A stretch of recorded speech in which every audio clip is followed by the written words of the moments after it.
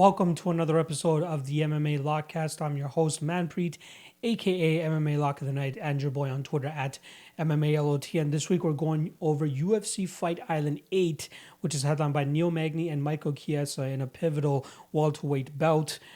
This is the second of 3 events that the UFC has in a 7 to 8 day stretch. I wish I got this podcast out a little bit earlier, but it is what it is. Here we are Monday getting this podcast out for you guys. Still more than enough time for you guys to digest these breakdowns and make up your own decisions in terms of which side you want to be going with. As you guys can see, I finally completed the studio setup. There are a couple of things behind the scenes that I'm still waiting to get in the mail, but I'm happy with how it turned out. You know what I mean? I think it looked exactly how, or it's looked much better than I expected it to look when I initially planned this type of setup out. And I'm super excited, super happy with how it looks. I'm getting a ton of positive feedback from everybody. Speaking of feedback, absolutely horrible audio quality on the last episode, and I sincerely apologize for that. Just a lot of the levels were getting messed up as I was rearranging the studio, and I didn't even realize that one of them was truly off, and it absolutely destroyed the audio for the majority of the breakdowns. But I fixed it. The audio sounds much better this time around. I've tested it out. If there's still issues, God damn it, but I just don't feel like there are. So shout out to everybody that tried to lend a helping hand and gave me any tips and pointers in terms of how I could fix something like that. Just shows how loyal and diehard a lot of you guys are out there, and I greatly appreciate it. I'm very much looking forward to this fight card coming up. A couple names sprinkled throughout it, a couple bangers sprinkled throughout it as well too. But like I said, a very, very intriguing matchup in the welterweight division between Magny, who's on a bit of a resurgence now, a 3-fight winning streak, and then Michael Chiesa, who's coming off the biggest victory of his career to date, where he was able to go out there and win a decision against Rafael Dos Anjos. I believe that was way back in January of last year, so it's almost been a full year since we've seen him compete.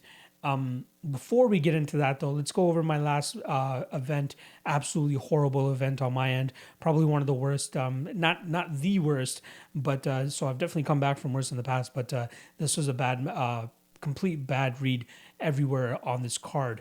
So let's start off with the lock of the night play, which was the 4-unit play on the over 1.5 and the Santiago Ponzinibbio and Li Jingliang fights. It was looking good for about 4.5 minutes there as they were playing patty cake the entire time, throwing a couple leg kicks, really trying to gauge the distance between each other. And then Lee goes out there and just uncorks a complete bomb on the chin of Santiago and completely drops him and finishes him there right at the end of that first round. That one was quite demoralizing. But yeah, good win for Li Jingliang. Unfortunate loss for us there. That's -4 units. Let's keep moving things along onto a couple of the dog of the night plays we had. The first one being the under 2.5 in the Austin Lingo and Jacob Kilburn fight. We had 1.5 units at +113. Thought we were getting a ton of value there at plus money, given these guys are, finishers or get finished types of guys. And Austin Lingo was damn near close to doing so in that first round a couple of times. Even in the second round a couple of times, he was rocking and hurting Kilburn, but it was unfortunately not able to get the finish. He wins a decision victory there, and unfortunately for us, that's -1.5 units. Moving things along, we had 1 unit on Matt Rivera at +135. That first round was looking damn good. Unfortunately, not even one judge ended up giving to him. But if you guys were in the Discord chat for the Patreon, you guys know that I was talking about that was a very close round, even though Matt Brown had a ton of top control and did some good damage from on top too. I felt as though Carlos Condit was the more active fighter, landing the better damage, and even ended that round on top, which definitely secured that round for him. And then obviously wins the second and third. Matt Brown got him down the way I expected him to. I wish he got him down a little bit more, but I truly think it was the cardio definitely catching up to Matt Brown there. And I kind of overestimated his ability to keep Carlos Condit down and do enough damage from there. Again, his cardio definitely caught up to him, and he just, was fading as that fight continued to go on. Also, another dog of the night play, we had 1 unit at +146 on Calvin Kattar. Completely outmatched. Now, I went into that fight with that whole narrative of this is the first time that Max Holloway is fighting a guy with the technical abilities in the striking realm that Calvin Kattar has, and that there was no way that Max Holloway was going to get away with the way he's been outstriking some of his past opponents. We've seen him rocked and hurt a bunch of times against prior opponents like Jose Aldo and Dustin Poirier, and I thought if anybody was going to be able to capitalize on that, it would be a guy like Calvin Kattar, but Max Holloway came out there in that first round and just did not look back. Had a performance of a lifetime, a historic performance too. He landed threw over 740 strikes in that fight, easily a record. And then lands over 440 strikes as well too, which is another record as well too. So it took a historic performance for Max Holloway to go out there and absolutely dismantle Calvin Kattar and make me look like a complete dummy. I know a lot of people are eating their words who are backing Calvin Kattar in that spot.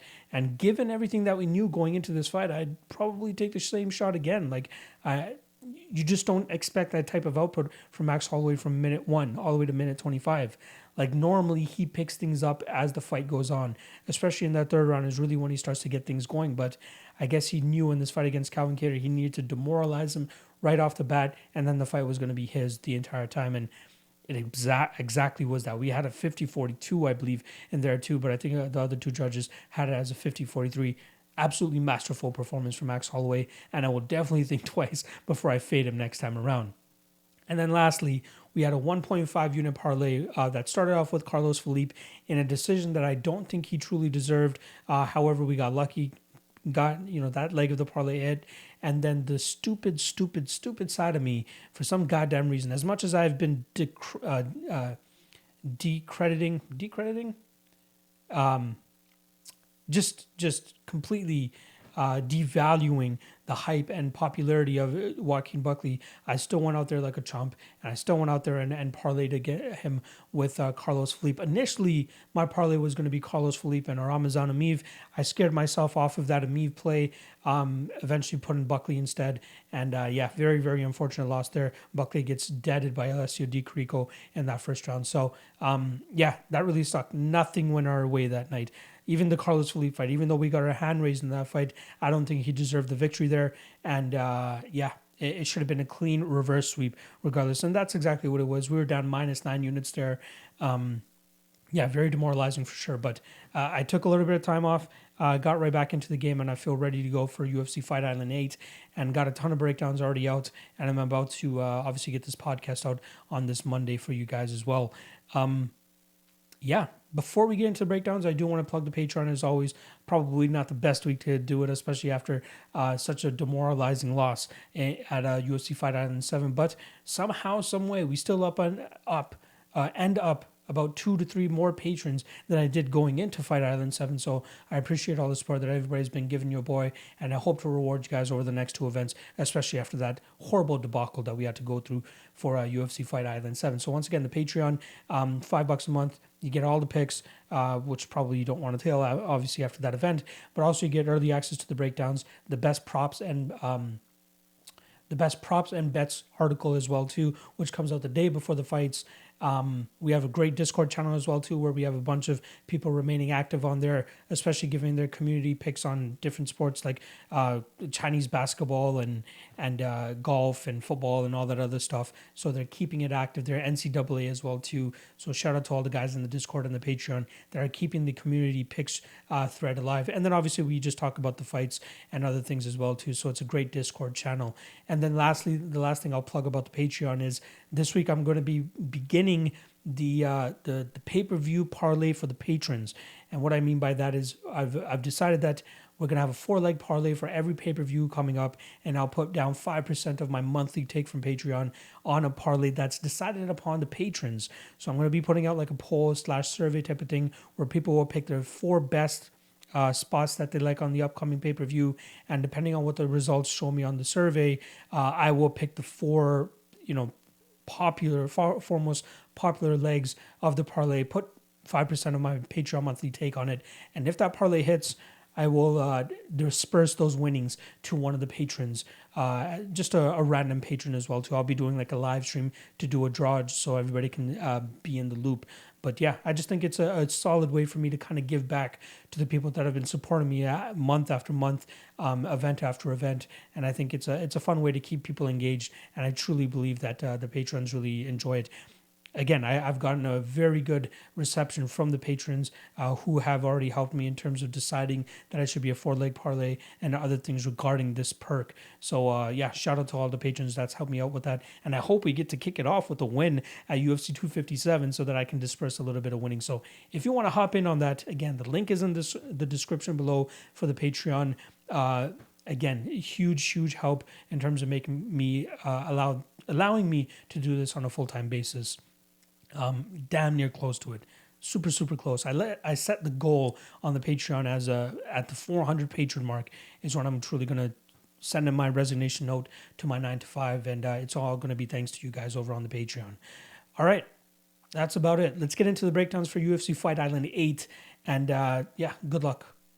Victoria Leonardo versus Manon Fiorot. We got -190 on the French woman and +165 on Victoria Leonardo. Let's start off with Leonardo, who's coming off a big upset victory over Chelsea Hackett on the Contender Series. And that was a fight where a lot of people thought that Chelsea Hackett was a shoe-in and a great parlay piece. She was -275, and a lot of people were willing to play the juice on her, as I believe a lot of people were looking into the Erin Blanchfield loss on Victoria Leonardo's record. If you guys remember from that fight, Erin Blanchfield, mainly a jiu-jitsu artist, goes out there and shows off great kickboxing. And I emphasize the kick as it, in the first round, she lands a beautiful head kick, drops Leonardo, but wasn't able to get the finish. But in the second round, lands the same head kick and absolutely plants Victoria Leonardo on her butt. Very surprising end to that fight, considering Erin Blanchfield mainly a jiu-jitsu specialist. So a lot of people were caught off guard in that. I'm assuming Victoria Leonardo too. But Leonardo bounces back from that with a decision victory over Liz Tracy, a brown belt in jiu-jitsu. She went out there and put on not a striking clinic per se, but mainly a striking-based game plan. And then she goes out there and springs the upset against Chelsea Hackett in a fight where, you know, she got her lead leg pretty much torn up, but it was on Victoria Leonardo to close the distance, get into the grappling exchanges, and try to get this fight to the ground.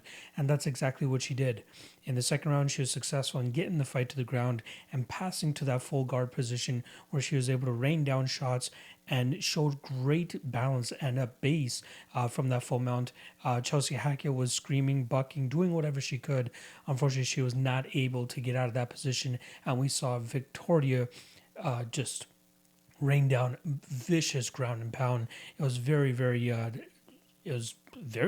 aggressive, like I was saying. It was very impactful and definitely did a lot of damage on Chelsea, and eventually we saw the fight get stopped in that second round. Now, it seems as though whenever we watch Victoria Leonardo fight, she's like an all-around type of fighter. She's almost a jack of all trades.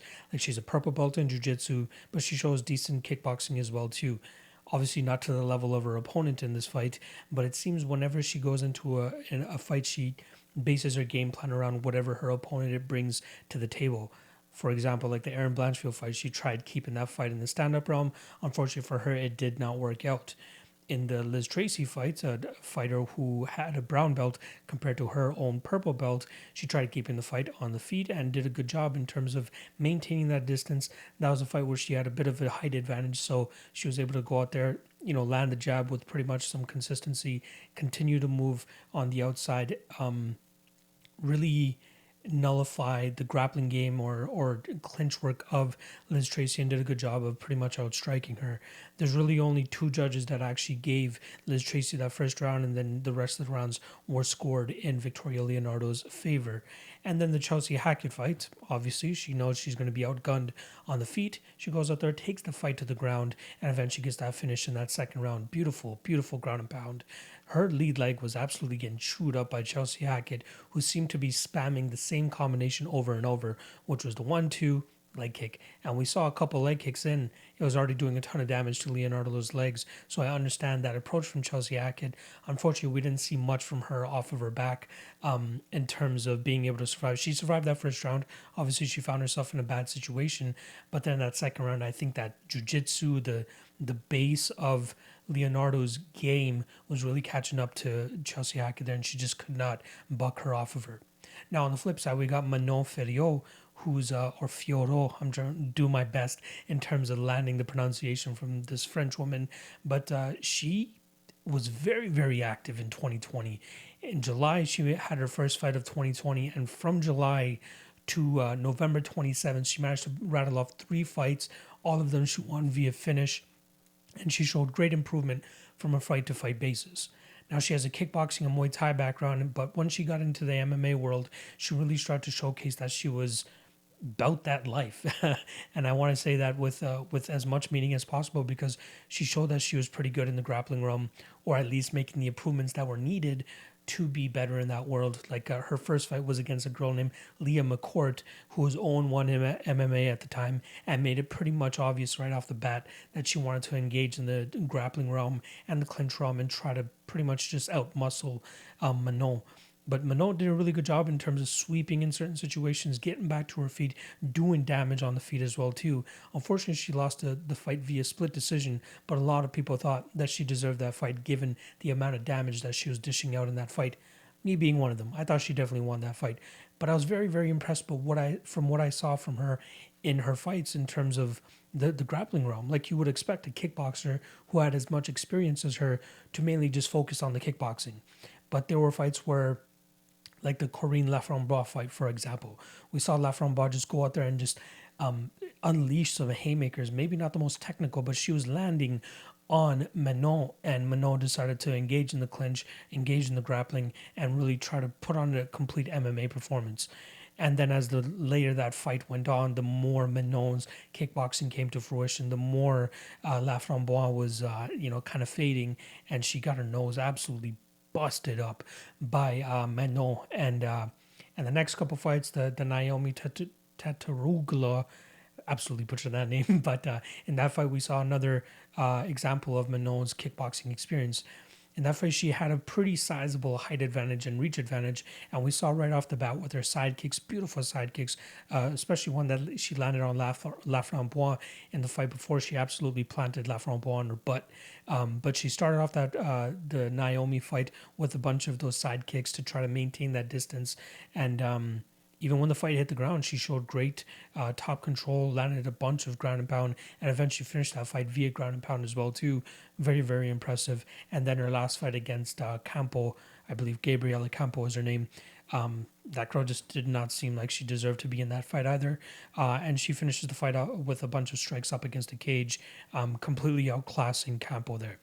Now here against Leonardo, I feel like it's almost a carbon copy of the last fight that we saw with Leonardo, with her fighting mainly a kickboxer, Muay Thai specialist in Chelsea Hackett. I think the difference here, though, is that we're seeing a lot more grappling improvements from Manon compared to what we saw from Chelsea Hackett. And I think that might be the difference maker here. I don't think that we'll see Leonardo as successful in the grappling realm as she was against Chelsea, as we'll see Manon kind of active enough to stay out of bad positions, and then once the fight is on the feet, it's just going to be absolutely one-way street. She has a 2-inch height advantage. I don't have the reach metrics on Manon, but I gotta believe that she's going to have an advantage there as well too. But I think that the head kick that Erin Blanchfield landed on Leonardo will be very, very live here from Manon, who shows a great game. She shows great combinations, mostly ending them with kicks as well too. And I think it's really going to cause Leonardo a bunch of frustration. She's going to be very confused in terms of what's coming her way. And I think eventually in the second round, we'll see Manon land some big shots and eventually ground Leonardo on her en route to a TKO finish. And I think the spot here also is the under 2.5. I think there's a bunch of value there at plus 170, as I believe both women are definitely live for a finish here. Like I said, I believe Fiorot will have it won't be as completely out of the, like a fish out of the water as Chelsea Hackett was if she's on her back on the ground. But I could see a situation where Leonardo might be a little bit too much, might be a little bit too strong on the ground, and she could get a similar ground and pound finish or even a submission of some sort and putting that purple belt jiu-jitsu to use. However, I think it's going to mainly be contested on the feet. I think we see Manon keep this fight on the feet. She might hit the ground, but I think she does a good job of getting back to her feet, maybe even a reversal thrown in there that might catch Victoria off guard. And I believe that we'll see Fiorot, do damage in that second round. I think we'll see Leonardo start to maybe not gas, but again be frustrated that she won't get her game going and start to suck wind a little bit, and then eventually get caught off guard by whether it's a head kick or any type of combination that Fiorot does. So I'll go with Manon to win this fight via second round KO, but I think that the under 2.5 around that plus 170 mark has a ton of value, as I believe both women are very, very live for a finish here. So once again, I'll go with Manon Fiorot to win this fight via KO in the second round. Umar Nurmagomedov versus Sergey Morozov. We got minus 400 on Umar and we got plus 400 on Sergey Morozov. Let's start off with Umar Nurmagomedov. I believe he is a cousin of Khabib Nurmagomedov and trains with that Eagles camp. He was one of the fighters under Abdulmanap before he passed away, but obviously all those guys, very tight-knit community, so they're still sticking together and getting in some good training. Obviously, I'm assuming that Khabib is kind of heading the camp now and really guiding these guys in the right direction. So it's going to be interesting to see how everything shakes out. If you guys remember, these guys were originally supposed to fight at UFC 254 the same night as Khabib and Justin Gaethje. Unfortunately, Umar tested positive for COVID, and he had to stay back, and the fight got postponed. Even Sergey Morozov didn't end up fighting either, and now they just ended up rescheduling the bout roughly 3 months after it was originally supposed to happen. Speaking about Umar, another thing that I do want to bring up about that UFC 254 bout, I had actually recorded a breakdown. If you guys remember, that was my big my MMA Lockcast episode 100, where I had a different handicapper on or a different MMA personality on for every single matchup. And for that one, I had my guy Big Marcel. You guys know him as the guy who pretty much breaks all the big news or even just keeps us up to date regarding all the fight cancellations and fight announcements and all that type of stuff. He's quite familiar with a lot of those guys on that side of the pond. So it was great getting his input on it as well. But he did agree with me in terms of this fight being an Umar Nurmagomedov fight. So in terms of the skill set and how these guys match up with each other, just because Umar has Nurmagomedov as his last name doesn't entirely mean that he has that ground and pound wrestling style of a Khabib. He has great takedowns, he has good damage from on top, but most of his work is done in that open cage area where he's able to utilize his kicks. He has a much more fluid stand-up game than a Khabib because Khabib, kind of just rushes forward, tries to make you uncomfortable, it creates a little bit of chaos so that it's easier to take you down, whereas Umar likes to throw a little bit more strikes, set up his takedowns a little bit more, and he's been on a bit of a run now too. He's 12-0 coming into the UFC, and honestly, I was hoping that we'd see him fight against somebody that's already been established within the UFC. He was originally scheduled to fight Hunter Azure back in July of last year, then he was scheduled to fight Nathaniel Wood, and now here he is against another UFC newcomer and Sergey Morozov. So I like what I'm seeing from Umar. He spent some time in the PFL, and then he had a couple fights in GFC as well, which is the Guerrilla Fight Club, I believe it is. Now I believe it's called the Eagles Fight Club.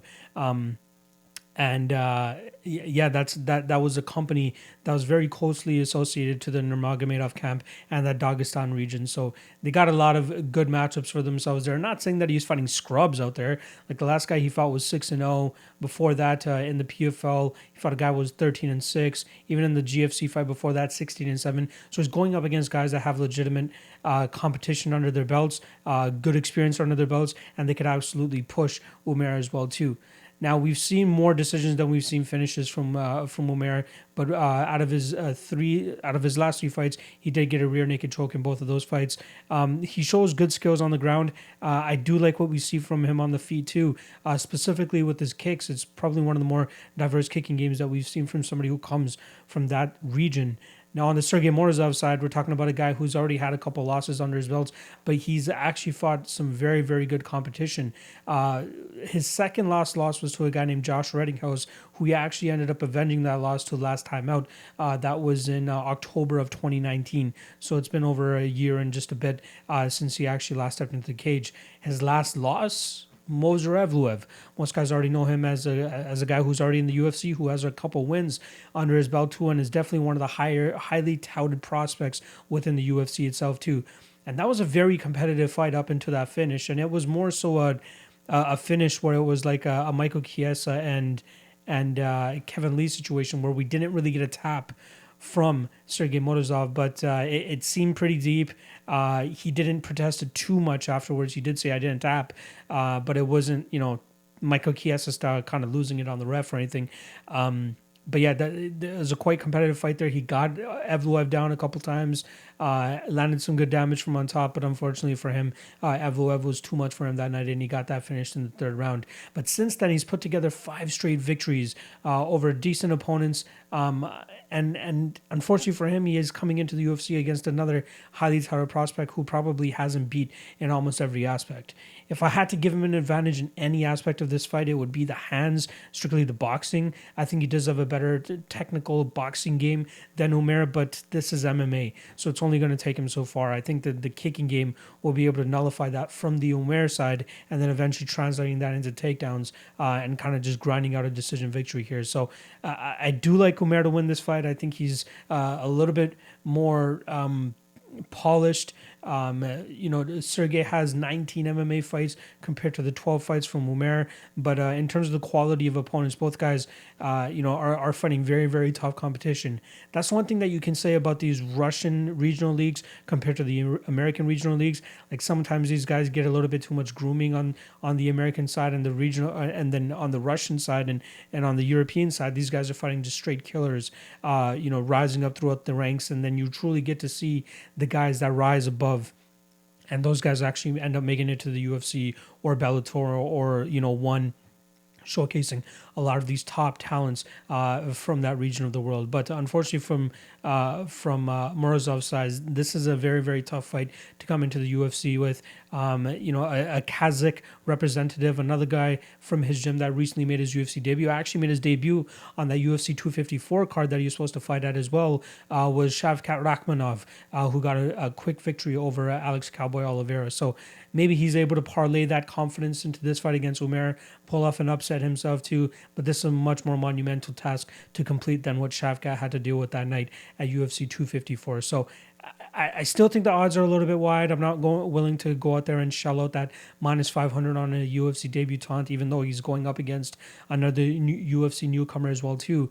I like what we see from Umar, but I want to see a little bit more. I want to see how he truly fares inside the UFC cage. And again, no matter what happens against Sergey, I want to see him against other UFC guys who are already been in the UFC, who are already battle tested, who are already proven that they deserve to be at the UFC level too. So with Umar, I'm hoping to see him pull off victories against those types of guys within the UFC and legitimize his longevity within the UFC. So I'll go with Umar to win this fight via decision, but the line is just a little bit too much. And unfortunately for the Sergey side, I don't see much of a reason to be risking that +400 here. So I'll go with Umar, and I think he wins this fight via decision. Mike Davis versus Mason Jones. We got -160 on the Beast Boy and +140 on the Dragon Mason Jones. Let's start off on the Mike Davis side of things, who's coming off a brutal victory over Thomas Gifford way back in October of 2019. In a fight where you could arguably say that fight could have been stopped much, much earlier. The referee just let it go on. Thomas Gifford took way too much unnecessary damage. That was his last fight in the UFC. After that, he goes out there and gets knocked out by a nobody in 33 seconds. So he definitely was showing the wear and tear. And the amount of damage that he took in that fight against Mike was just insane. The speed advantage that Mike had, his ability to close the distance, the lack of respect for the striking coming his way from Gifford, who just... whatever he was throwing, it seemed like it had zero impact on Mike Davis's impression and his demeanor in terms of just moving forward and kind of just letting his hands go. Then before that, he actually had his UFC debut against Gilbert Burns, a very tough fight to come into the UFC. Short notice. loses that fight via rear naked choke. But he showed decent hands in that fight. He showed decent submission defense as well until, unfortunately, Gilbert Burns was able to get his back in that second round and then sink in that rear naked choke. Just completely outmatched on the ground. You can't really blame him for that too, right? Again, coming in on short notice, not the easiest path to victory against a guy like Gilbert Burns, who is fighting for a title in the next month or two as well. So you got to give him some props there. The first time we were truly introduced to Mike Davis, though, on at least the UFC scene was the Contender Series when he took on Sodiq Yusuff as a pretty heavy favorite going into that fight. Not a lot of people were aware of what Sodiq Yusuff was capable of. Mike Davis came into that fight as a 5-0 fighter. Sodiq Yusuff came in as a 6-1 fighter, and a lot of people thought that it was going to be easy pickings for Mike Davis. Sodiq Yusuff had completely other plans here. Lands a bunch of bombs on Mike Davis early, drops him a couple times, almost finishes him too, and then was able to secure a decision victory given the durability of Mike Davis in that fight. So obviously Mike Davis doesn't end up getting a contract that night on the Contender Series, goes out there, wins 2 fights in Island fights, finishes Elvin Leon Brito in the 3rd round, and then he gets a Kimura victory in the 1st round against Carlos Guerra, and then he steps in on short notice against Gilbert Burns. Now, it's unfortunate that we haven't seen him compete as much as I'd like to. You know what I mean? I think he's a very talented fighter, has crisp hands, has a solid wrestling background as to in case he needs to lean on that. But his hand speed, his kicks, his question mark kick that he throws out there is very impressive too. I think he covers distance quite well as well. I think the speed is going to be the main factor here in terms of why he should be able to beat a guy like Mason Jones. In terms of Mike Davis being active, like I was saying, he was scheduled to fight Giga Chikadze in February of 2020. He had to pull out due to an undisclosed injury. Then he was scheduled again to fight him in May. And then he had complications with his weight cut, so he was forced to pull out of that fight as well. Now here he is, roughly a year and 3 months after he last fought against Thomas Gifford. And I think he's in incredible shape. If you follow along with him on the IG and other things that he keeps up with, you see that he's putting time in at ATT, a very good training camp that he has surrounding him there, and I feel like this is a tailor-made matchup for him against Mason Jones. Now let's go on to the Mason Jones side of things, who's undefeated coming into this fight 10-0. He's coming in as the champ as well from the Cage Warrior scene. He never fought at welterweight before until his last fight where he took on Adam Proctor, who was 12-1. You could see the obvious size difference there. Proctor had a little bit of success in landing some good shots. Unfortunately for him, Mason Jones was just hella durable, came back and eventually got the finish himself late in that first round. So he ends up becoming the welterweight champion. Before that, he won the lightweight title. I believe it was the fight before. No, sorry, he won the lightweight title. Yeah, against Joe McLaughlin. That was in March of this year, and then he beat Adam Proctor in September. So about 4 months later, he's coming, or 3 months later, he's coming into the UFC to fight a guy like Mike Davis, who is, in my opinion, a little bit too out of his league. And you kind of question that because going into this, I'm like, okay, let me study Mason Jones first. And I go through the tape and I'm quite impressed with what I see. You know, he has decent hands, uses leg kicks quite well, has a great spinning back kick as well that he throws to the body. And then he has a black belt in judo as well as a brown belt in jiu-jitsu. And I feel like, again, finishing the Mason Jones side of it, I'm like, this guy could actually be worth a bet here. I think he's pretty live here. And then you throw on the Mike Davis tape and you're like, oh shit, this is why Mike Davis is the favorite. And this is why you probably shouldn't be betting Mason Jones. Mike Davis is just a completely other level than what Mason Jones has faced in the Cage Warrior scene. You know, I think that Mike Davis's speed, like I said earlier, is going to be the X factor here, as he's going to have much quicker hands, much quicker kicks too. And I feel like his wrestling background will allow him to kind of keep this fight on the feet or even drag it to the ground if that's what he wants to do. If he wants to test that brown belt of Mason Jones.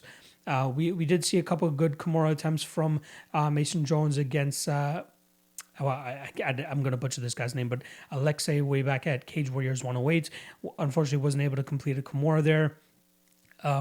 But I think, again, Mike Davis should be able to, he has all the tools to pretty much keep this fight in the place that he wants. Now, the only thing that would concern me is if we see Mason Jones go out there and attack from a calf kicking standpoint. We've seen it in the past from him, and we've seen it, super detrimental to Mike Davis in the past as well, notably Sodiq Yusuff and Gilbert Burns, who used it to, the best extent possible to really render Mike Davis kind of immobile, and they were able to get their games going from that. I'm not sure if that's what we'll truly see from Mason. I think if he tries to go that way, he might get countered here. Again, the speed advantage of Mike Davis will be a little bit too much for Mason, and I feel as though when he wants to get the fight to the ground, he can do that. But I feel as though Mike Davis will keep this on the feet. And I think he could knock out Mason Jones here. I think Mason Jones is hella durable, but he hasn't fought anybody to the level of Mike Davis. And we've seen Mason Jones hurt a couple times. Adam Proctor was successful in doing so. I think Mike Davis will be successful in doing so as well. And I think that's where the difference is going to be. The speed, the level of competition that Mike Davis has faced. His striking is just so beautiful. Like seeing a guy like Sodiq Yusuff do what he did to Mike Davis just truly shows you how good Sodiq Yusuff is. And I think that Sodiq Yusuff would absolutely decapitate Mason Jones as well too. So it's weird because you get these guys from Cage Warriors coming over as champs or coming over with this huge hype, especially on an undefeated streak. But then they run into a guy like Mike Davis who's probably on the cusp of the top 15 if he stays active enough, or if maybe in that top 20 to top 25 range, and then he should go out there and absolutely smoke this kind of guy. So I feel like Mason Jones could be successful in the UFC with a little bit more experience, getting his feet wet a little bit more, especially against guys that aren't just from that European scene. I truly think that these guys need to get a little bit more experience. Like even if they go over to the Russian scene, I feel like the Russian scene, like I've said in past breakdowns, are probably one of the toughest regional scenes that you can go against. Like they're not just putting you up against other Russians, but they bring people from all over the world that make it really difficult for some of these prospects to kind of make their way to the lower ranks and then eventually get to the UFC. I feel as though like the Canadian scene is probably one of the easiest to get through to get to the UFC. Then I've got to say it's the European scene, specifically the Cage Warrior scene. And then obviously Russia is probably the hardest to get through their regional scene to make it to the big show. So once again, like I said, I like Mike Davis here. As long as we don't see like a calf-kicking heavy game from Mason Jones, even if he does go about that, I feel as though we'll see Mike Davis ready for that, ready to counter, make Mason Jones pay for whatever he throws. But yeah, the faster, cleaner striker Mike Davis is going to make it a rough night for Mason Jones. So I could absolutely see a finish as well too. I'll go with Mike Davis probably by first or second round KO. I'll go with the second round KO just to be on the safe side. But yeah, it's going to be a rough night for Mason Jones, at least from what I believe and what I've been able to gather. So once again, I'll go with Mike Davis to win this fight via second round KO. Jerome Rivera versus Francisco Figueiredo. And we got minus 150 on Figueiredo and plus 130 on Jerome Rivera. But let's start off with Francisco Figueiredo. Obviously, that name sounds very, very familiar. It is the brother of Deiveson Figueiredo, who's finally making his debut in the UFC. He comes in with an 11-3-1 record, that one being a draw, which was actually in his last fight. And it's not often that you see a fighter coming off a draw on the regional scene making their debut in the UFC. Now, obviously, it has to do with the link that he has with Deiveson Figueiredo. And they kind of have a similar style to the extent of, I think that Deiveson hits a little bit harder, is a little bit faster, just shows a lot better of a game in my opinion. So let's start off with Francisco. The only fight that we really have tape on him, or at least that I was able to access, was his fight against Edson. I believe his name is Edson Souza, which was actually his last fight, which was the draw. Sorry, Eduardo Souza, I should say. That was a draw simply due to the fact that Francisco Figueiredo did get a point docked for a very illegal and blatant fence grab, especially when Souza was trying to take this fight to the ground. So the referee did not hesitate at all, stopped the fight, took the point pretty much immediately, and then they got back to the action. But he still went out there and decisively won 2 rounds. We did see Souza go out there in the first pretty much 30 seconds of the fight, get Figueiredo down, and that's a little bit of a concern, especially going up against a jiu-jitsu guy like Jerome Rivera. But like I said, there's not much tape out there on Francisco, so it's a little bit harder to truly get a read on what his cardio is like, what his true game is like, his striking, and how he truly does off the ground. As once he did get taken down, it didn't take him too long to find his way back to his feet. Now, he pretty much won that fight in the striking realm where he landed the much more damaging blows, but I was hoping that we'd see a little bit more combination work from him, but he seemed like a one-and-doneer. Obviously, a couple combinations reined in here and there, but he was a guy that was just landing good shots on his opponent and getting out of the way of the big ones coming his way. So this was a rematch as well too. He had actually lost to this guy Eduardo Souza about 3 years prior, or 2 years prior, I should say, where he lost a split decision. Obviously, I don't have access to that tape, so I wasn't able to see how it should have gone or whether he deserved the victory or not. But we do know that he ended up somewhat getting revenge in the rematch. Even though it went to a draw, that obviously means that if that point hadn't gotten taken away, he probably would have won that fight. However, if he didn't grab the cage and Souza did get him to the ground, who knows how that fight would have ended up. In terms of his other two losses, he lost to Luis Nogueira and John Lineker, who is obviously a name that everybody knows. That John Lineker fight was way back in 2011. And in terms of his losses, they came via one decision, one knockout, and one decision. So I'm assuming, one decision, one submission, and one knockout. I'm assuming that knockout loss came to John Lineker, as his decision loss came to Eduardo Souza, and then obviously his submission loss came to Luis Nogueira. But I need a little bit more to truly get a read on him, and I feel like this fight with with Jerome Rivera could definitely be pushed a little bit further, maybe to the 15-minute mark, and we can see a little bit more of Davison. Goddamn, obviously I want to say Davison, but we'll see a little bit more of Figueiredo's game here. Now let's flip over to the Jerome Rivera side, where we're getting a guy who's coming off a knockout loss to Tyson Nam in the second round last time around, which was in September of this year. And that was a fight where he was doing pretty well in that first round. Now, if you go back and look at the judges' scorecards, we did see every single judge gave him that first round. He was very active, a very active kicking game, a lot of output, a lot of movement. Unfortunately for him in the second round, he was a little bit lackadaisical with his inside leg kick, and he paid for it with the counter from Tyson Nam, who obviously has a ton of power and was able to flatline Jerome Rivera in that fight and finish with a bunch of ground and pound. But I did like what we saw in that first round from him. Obviously, he had a Contender Series fight as well too, where it went to a close decision. A lot of people thought it should have gone the other way around. I thought it was a close fight. He showed great Muay Thai. He showed a great sense of keeping distance. There was a weird exchange in that second round where they were kind of stuck in like a submission type position, but the other opponent was the one landing the bigger strikes. So that was intriguing as well too. And one thing that I also want to note of is so he was 10-2 coming into the UFC. His two prior losses were to fighters that were both in the UFC, Roberto Sanchez and Brandon Royval. The Brandon Royval fight, that was a fight where he suffered a very gruesome arm injury 40 seconds into the fight, and he was actually a minus 260 favorite going into that fight.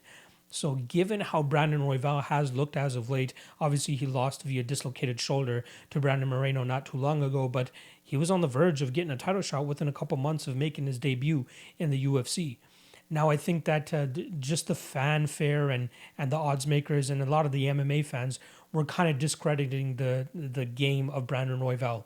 Like, he's not really much of a technical fighter, but the chaos that he brings to a fight really allows the fight to be skewed closer than the odds actually suggest. So I don't look too far into that, but it is something cool to note, the fact that he was close to a 3-1 favorite over a guy that's very close to title contention in the flyweight division of the UFC.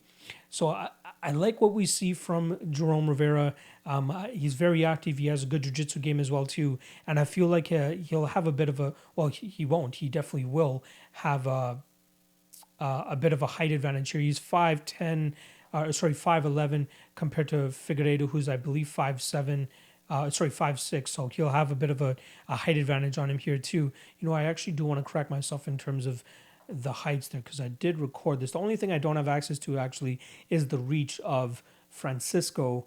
So in terms of, so we got 5'10", 72-inch reach for Jerome Rivera, and then 5'6" for Francisco. So Jerome, obviously a fighter with the height advantage here. And I do believe, this fight is a featherweight fight. I'm not sure why. Sorry, it's a bantamweight fight. But I like Jerome Rivera here. I feel like he might have the activity edge here. I don't think that Francisco has the one-punch knockout power that his brother Davison does. This is a tough fight for Francisco to make his debut against, because I feel like Jerome will be able to overwhelm him with that output and that volume and that movement. And then obviously being able to close that distance and land big shots is going to be a little bit more difficult. I feel like Jerome has also learned lessons from his last fight against Tyson Nam in terms of being a little bit more defensively sound when he's throwing his shots out there. Now he can lay back on the defensive once he's a little bit more comfortable within the round.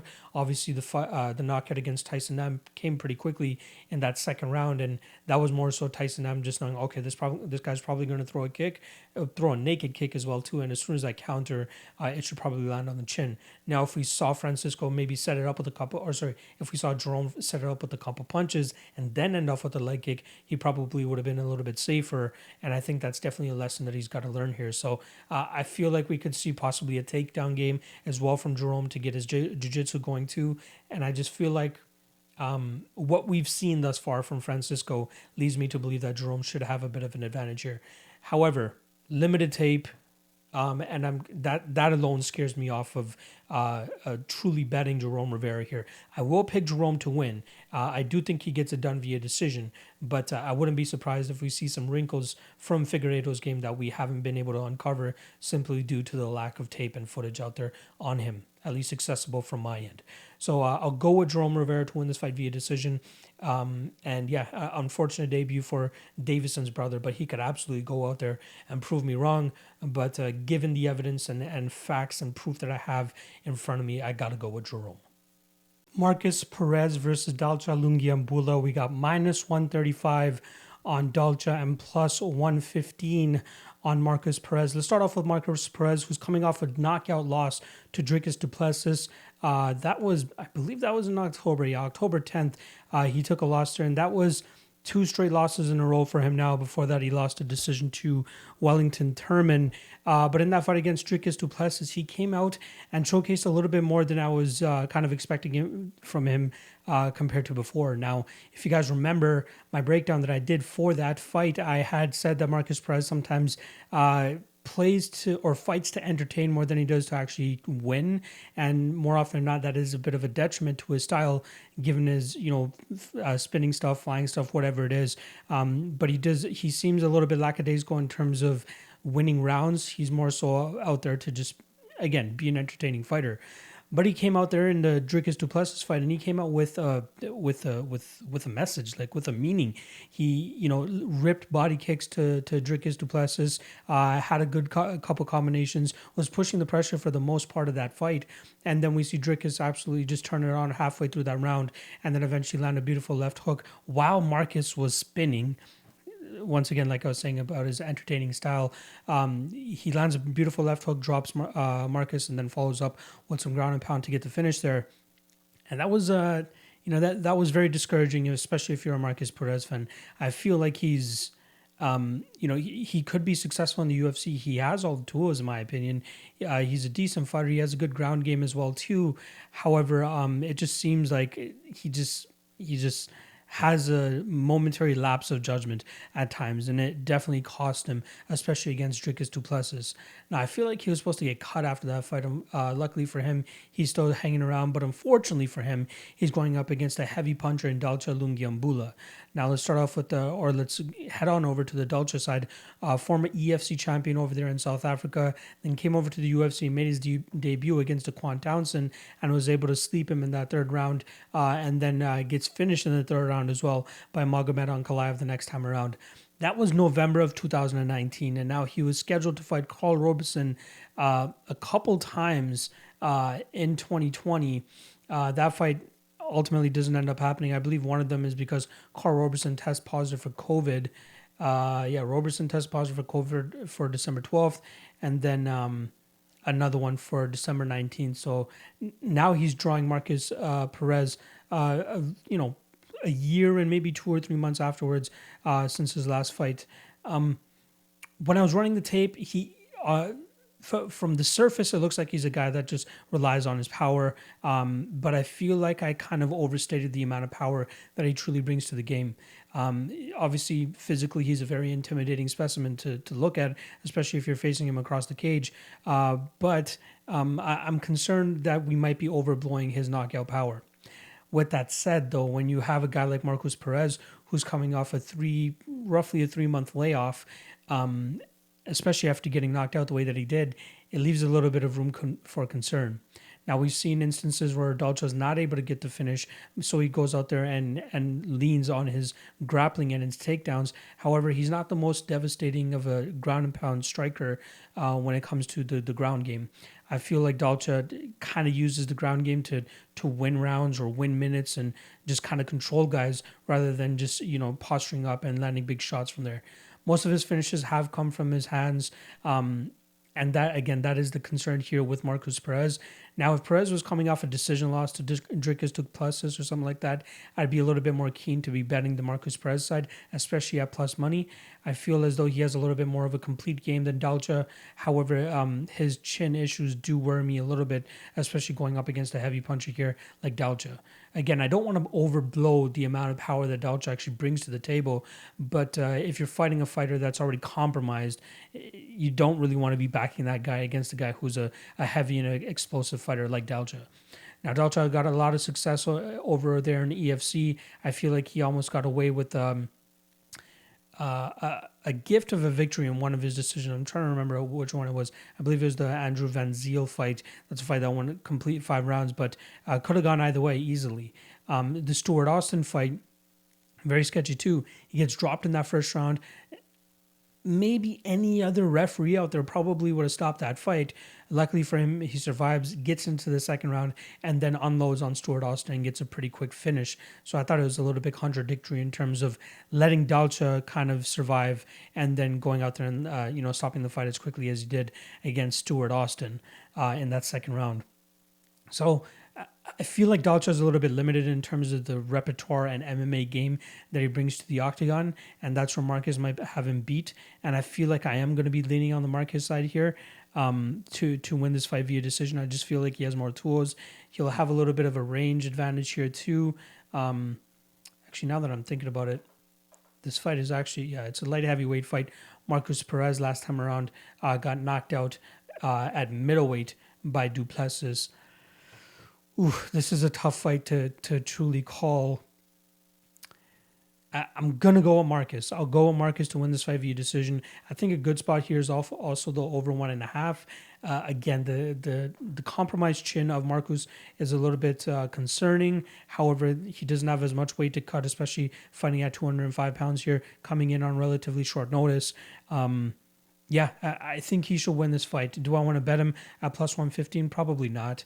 If I was getting closer to plus 150, plus 175, I'd be a little bit more intrigued. However, again, the seemingly compromised chin is a little bit of an issue here for me. But I do think that he has overall better game. His kicks are going to make it very hard for Dalcha to close the distance and get his game going. So I'll go with Markus. Not the most confident, but a decent underdog play here. So once again, I'll go with Markus Perez to win this fight via decision. Mudaerji versus Zarrukh Adashev. We got minus 450 on the Chinese Mudaerji and plus 360 on Zarrukh Adashev. Let's start off with Zarrukh Adashev, who's coming off a very brutal knockout loss to Tyson Nam in his UFC debut, and he actually took that fight on short notice, up a weight class, and also missed weight by 2.5 pounds. So definitely the short notice nature of that, I think, made it a little bit more difficult for him to pull off the victory in that fight. And then obviously, that counter from Tyson Nam was just an absolute bomb, just absolutely flatlined Zarrukh, and then he even followed up with another shot on the ground that was completely unnecessary, but that was more on the ref, and you can't really blame Tyson Nam for doing that, especially a Tyson Nam that was, on the chopping block, hadn't acquired a UFC victory at the time, and finally was able to get his hand raised that night. So I can't blame Tyson Nam for that extra shot. But either way, Zarrukh Adashev, 16-3 kickboxing record, but he has a 3-2 MMA record. Now, he had a fight in Bellator. That fight went his way. he only lost his first ever fight via rear naked choke, and then he obviously just got knocked out by Tyson Nam, which brings his record to 3-2.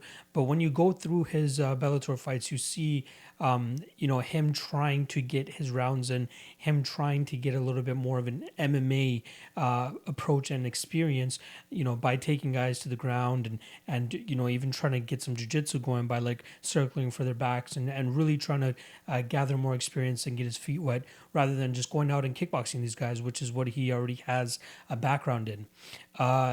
Unfortunately, in the Tyson Nam fight, we don't really get to see much of it, and obviously it doesn't help that he was up a weight class as well too. Now here he is finally at his proper weight class. We should see him coming in better shape, and we should see a little bit more of his game too. My concern is, the knockout that he suffered to Tyson Nam was in June. So we have about 6-7 months off now. He was scheduled to fight Jeffrey Molina on this event, but Jeffrey Molina pulls out. I think that's enough time for him to recover, but still, that was a very, very bad knockout. And now you're going up against another guy in Mudaerji who does hit like a Mack truck. Mudaerji, 10 or I believe 11 of his victories have come via KO, and he has 13 victories total. Mudaerji is a guy that I didn't really have high hopes for coming into the UFC when he originally went out there to fight Louis Smolka. And we saw Smolka, pretty much for his life try to drag this fight to the ground, and that was where he was able to be successful and eventually got the submission victory there. But now that you see Mudaerji going out there and fighting other strikers and fighting guys, even in Malcolm Gordon, who is primarily a grappler, he did a really good job of maintaining his distance and getting his strikes off. And you got to put a little bit of an asterisk on that fight as well too, because Malcolm Gordon just doesn't seem to eat a shot very well. So maybe that the writing was already on the wall in that fight, and it was obviously, it was obvious as day that the bookmakers had Mudaerji as a minus 380 favorite going into that fight too. So obviously that was pretty much how that fight was going to go. So shout out to anybody that took that Mudaerji round one, or even Mudaerji inside the distance, or even the under 1.5, because that shit hit pretty much immediately. I think it was a 38-second fight, if I'm not mistaken. I'm liking what we're seeing from Su. He does a really good job of maintaining distance, using his footwork, cutting angles, a lot of misdirection as well too. Like even when there were times against Andre Sukumtat where Sukumtat was the one kind of pushing forward, and we saw Mudaerji kind of with his back against the cage and trying to figure out which way to go, but he was doing a good job of feinting either way and then pulling off to the side after throwing a couple strikes. But in terms of like being backed up, he does a good job for the majority of the time in terms of cutting angles, landing a couple shots from distance. And I think that's where it's going to be interesting here against Zarrukh Adashev, where he has a 3-inch height advantage as well as a 7-inch reach advantage. And I think it's going to be very difficult for Adashev to kind of close that distance and get his game going. Now his striking game is primarily centered around leg kicks, and that's what we saw him get knocked out against, unfortunately, with by Tyson Nam, where Tyson just launched a beautiful counter after getting hit with the leg kick and just absolutely deaded Zarrukh Adashev. I feel like he's going to have to lean on his kicking game here to kind of shorten the distance between him and Mudaerji. Unfortunately, I think he's going to be eating a lot of counters on the way, and so he's going to have to really be defensively sound whenever he's throwing his leg kicks. If he is successful with landing leg kicks, especially to the calf, which is going to be an easy target for him here, he can make things very, very interesting if he is successful in doing so. I just don't see it happening, though. I think that once Su starts to feel a couple of the leg kicks, he is going to start checking them. I think he'll just check them right off the bat, as I believe if his coaches are not warning him of the kicking game of Zarrukh Adashev, they're doing a huge disservice to him. But on a fight-to-fight basis, we're seeing massive improvements from Mudaerji, who actually came into the UFC off of a loss, which doesn't happen often. And then he obviously incurs that other loss against Louis Smolka, but now he's going up there against guys that are primarily strikers. And I understand why he's a minus 450 favorite here, because he should be able to kind of dance circles around Zarrukh Adashev, use that distance and maintain the distance the way that he does to get off the majority of his shots. I'm a little concerned, though. I feel like there might be a lot of recency bias in going into Zarrukh Adashev getting knocked out as quickly as he did from Tyson Nam, and a lot of people might just hop on Mudaerji to win by KO right off the bat. But this could play out as a 15-minute fight with Mudaerji kind of just picking him apart from outside. So I'm not so keen on betting the inside the distance here. I do obviously have question marks about Zarrukh's chin, but Tyson Nam, as we've seen in the past, has absolute dynamite in his hands, and I believe he's the harder puncher than Mudaerji here. Now, Mudaerji has, like I said, about 10 or 11 victories via KO out of his 13 total victories, but the Malcolm Gordon fight, can't really take too much from that, considering that Malcolm Gordon, doesn't like to be hit. He took Andre Sukumtat all the way to a decision. He did land some big shots there, did rock him a couple times as well. But even his prior fights to the UFC, like, he's going up against guys that probably didn't really even deserve to be in there. And Zarrukh might absolutely be one of those guys too. You're talking about a guy who only has 4 or 5 professional MMA fights, and he's only 3-2. A loss here puts him at 500, and that's not the type of guys you want to be having in the UFC. So again, I'm having a difficult time reading whether Sum should be able to win this fight by KO. I will take him to win by KO. I'll say either round 1 or round 2. Maybe off of a counter of one of those leg kicks of Zarrukh, but you got to believe that Zarrukh is going to be doing everything in his training camp possible to make sure that his hands stay up after he throws his kicks. Historically, that's not how he kicks. So, I don't know if you can really take that bad habit out of a fighter, especially if they've been boxing and kickboxing for as long as they have. He's 28 years old. Again, he has 19 kickboxing fights. And now 5 MMA fights. I'll still go with Sue. I truly believe he's just getting better on a fight-to-fight basis, and I love his composure from fighting from distance. Like, he's not rushing anything. He moves so well, so slick. Until he fights a good grappler that can actually get the fight to the ground, kind of like a Louis Smolka, I think he's going to be in trouble. But up until that point, if they're just going to continue to feed him guys that he can, pick apart on the feet and possibly knock out, he's going to continue to look like a minus 450 favorite. So I like Sue here. Again, having trouble deciphering the method of victory here. I don't think it's an automatic, foregone conclusion that he knocks out Zarrukh here. But I will take the KO.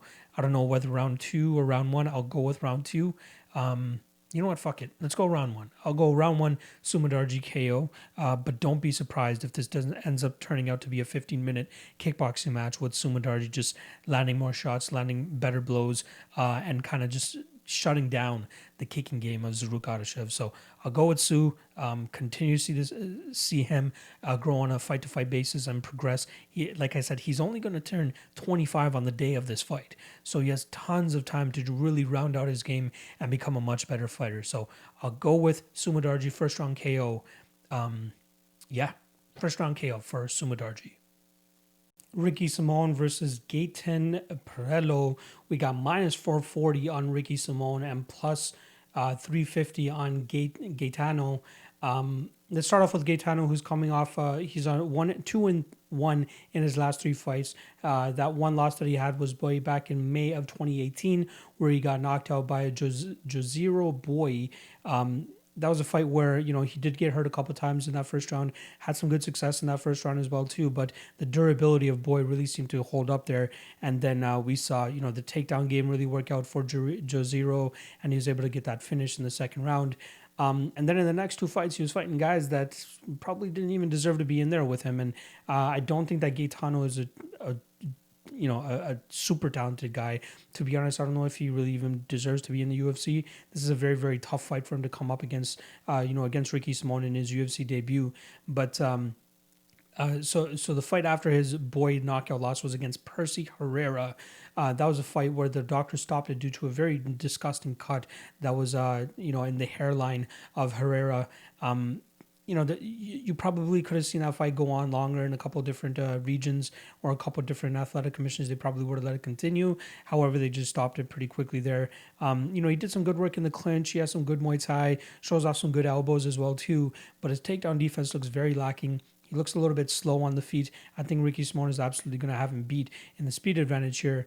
And even in the Enzo Maria Aiza fight, that guy just did not want to be in that fight at all. You could see him pretty much flinching at any time that Perello threw any type of feint or any type of kick out there. He's just a sitting duck against the cage, and just a very poor representation of what Gaetano truly brings to the table, because he's going up against competition that just doesn't even want to be there.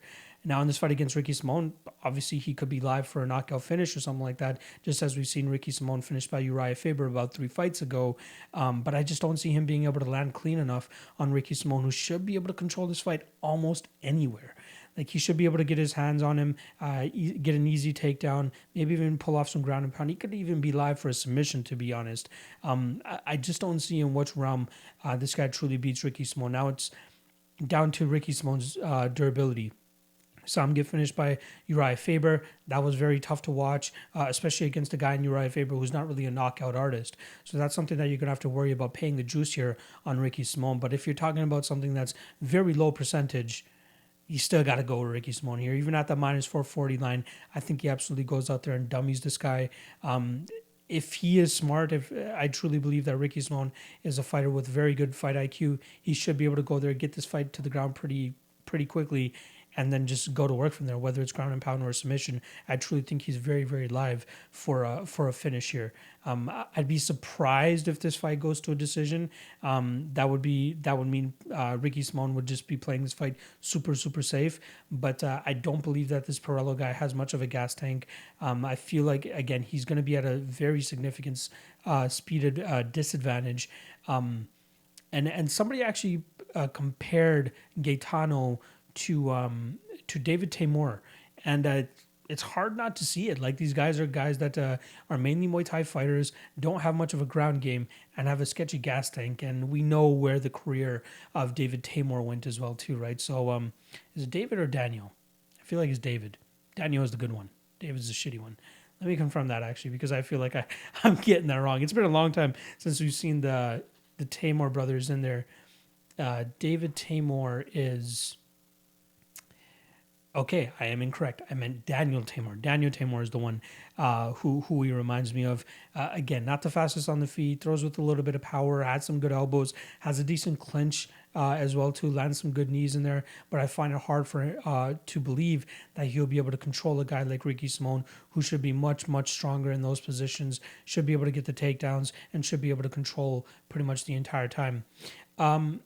Another thing here is, so Ricky Simón's coming off a split decision victory over Ray Borg, a fight that should have been a unanimous. Like, I don't know how one judge even saw that for Ray Borg, but that was a fight where he imposed his will, imposed his strength, imposed his grappling, and then really let his hands go as well too, which showed a ton of improvements there. It was just an unfortunate fight for Ray Borg. You know, he's a guy that thrives more so at 125, and we saw the complete strength disadvantage when he went up a weight class and fought Ricky Simón, who was the much, much bigger fighter and stronger fighter there too. I'm expecting the same thing here. Like, so Ricky Simón is 1-2 in his last 3 fights. Obviously, that knockout loss to Uriah Faber. And then the Rob Font fight, we saw Font, use his much crisper technique, use his footwork very well too, and was able to pick apart Ricky Simón from the outside. But that's just not the type of game that Gaetano brings to the table. And I think that's what's going to have him in a ton of trouble here. I do believe that Ricky Simón absolutely deserves to be one of the biggest favorites on this card. I think the only one bigger than him is probably Umar Nurmagomedov. But this could arguably be even a bigger favorite. Who knows? Probably by fight time we see him in the minus 500, minus 600 range. But I think he's a solid parlay piece, even at that steep of a price. I just don't believe that Perello has much to offer here outside of a knockout. But I truly don't even see, like, he's landed some flush shots on some of these guys, and they just did not go out or go down. And I feel like Ricky Simón should be able to handle whatever's coming his way.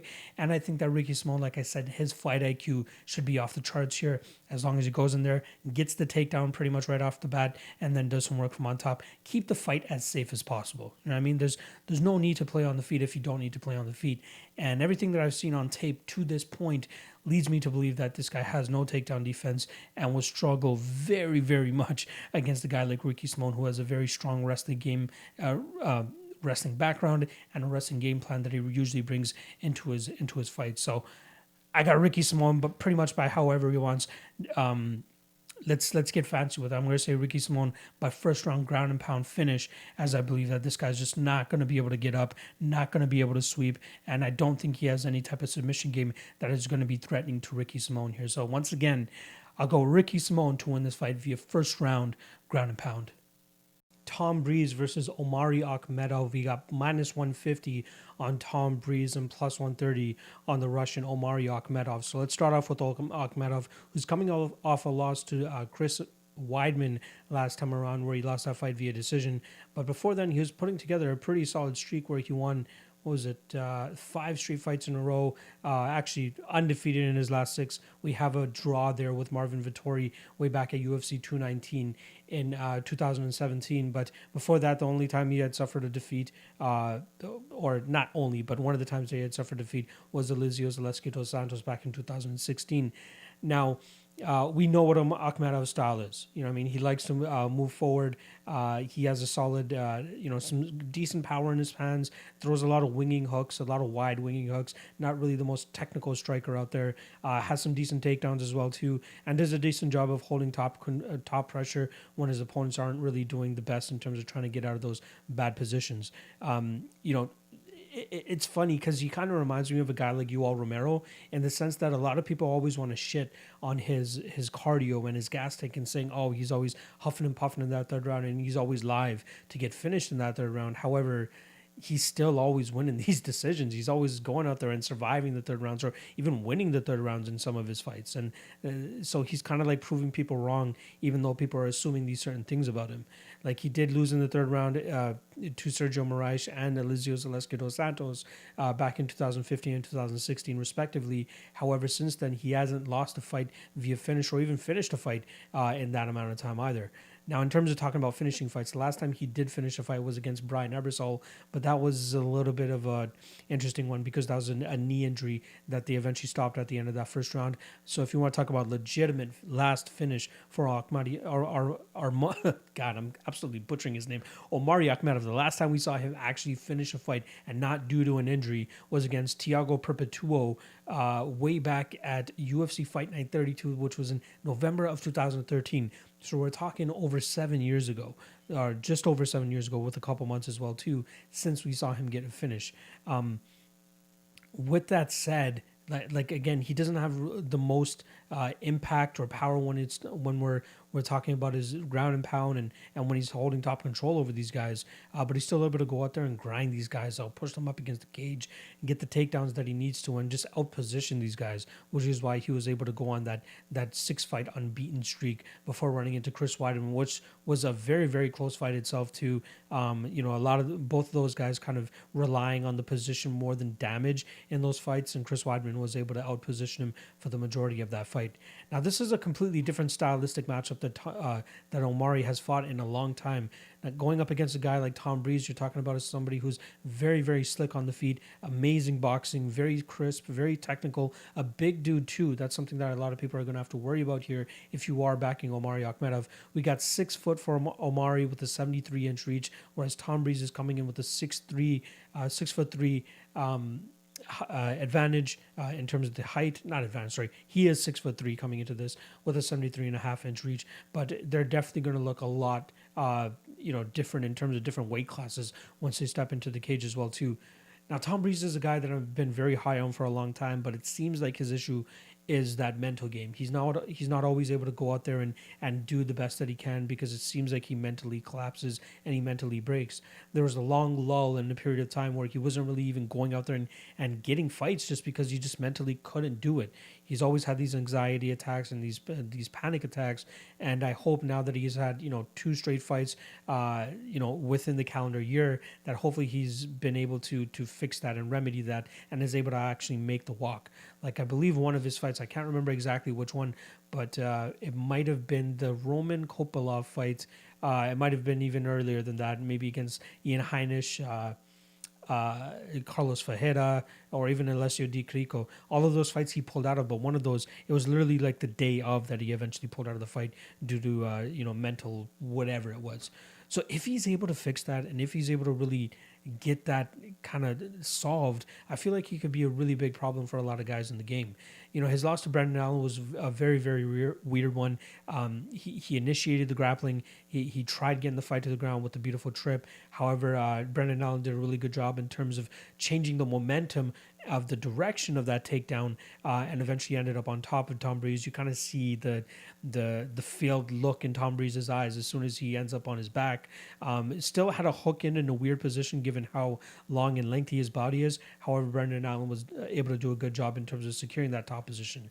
Now they eventually kept working on the ground and got put up against the cage, and Tom Breeze was just stuck in this weird position where Brendan Allen was just kind of on top of him, almost stacking him, and just raining down shots, raining down elbows. And Tom Breeze was in a very compromised position that was very, very tough to get out of. Now, if he was more so in the open cage, maybe he would have been able to get out and buck and shrimp and explode out of that situation. However, being up against the cage, pinned up the way he was, it was very, very tough for him to defend against the big ground and pound that was coming from Brendan Allen. So that was an unfortunate loss. However, he comes back, I believe, it was 8 months afterwards, comes in against a new UFC opponent in KB Buller, where he was able to show off his beautiful, striking, his bread and butter, his hands, his kicks. And, it wasn't the longest fight. It only lasted 1:42 after he landed a beautiful power jab down the middle that landed just beautifully on the button. Like, I know a lot of people are going to give my guy KB Buller some shit for dropping the weight that he did, but like, just go back and watch that jab. It was just perfectly executed.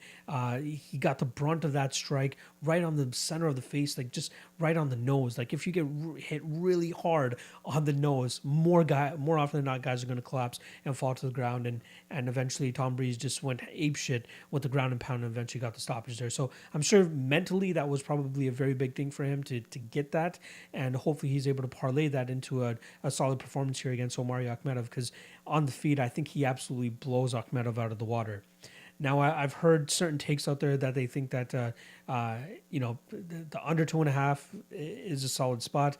It did, it did intrigue me at first. However, just looking at the way that Omari deals with guys on the ground, it doesn't seem to me that it will be something that will break Tom Breeze. And I think you're going to have to break Tom Breeze to finish him.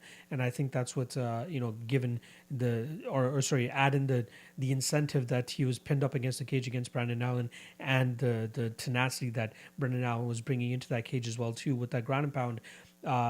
I think it's going to be tough to finish a guy like Tom Breeze, especially for a guy like Omari, who, again, not the biggest power puncher on the ground, not the biggest ground and pounder either. So I think that Tom Breeze will be able to deal with that.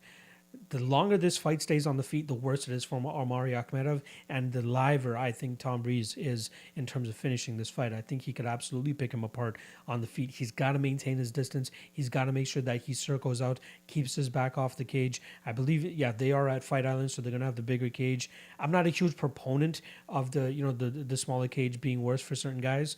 I do think it is a bit of a factor, but not like a huge one where it's just like, okay, just because they're in the small cage, we're definitely getting a finish. I'm not that type of guy, but I do think that this slightly bigger cage does favor Tom Breeze in terms of being able to have a little bit more room to pivot off of the center line, and when his back is being pushed up against the cage, he has or closer to the cage and that warning track, he's able to pivot and get out of the way of those strikes and that clinch situation of Omari, who needs to get his hands on Breeze to get this victory. I think he needs to drag this fight to the ground, spend some time on top.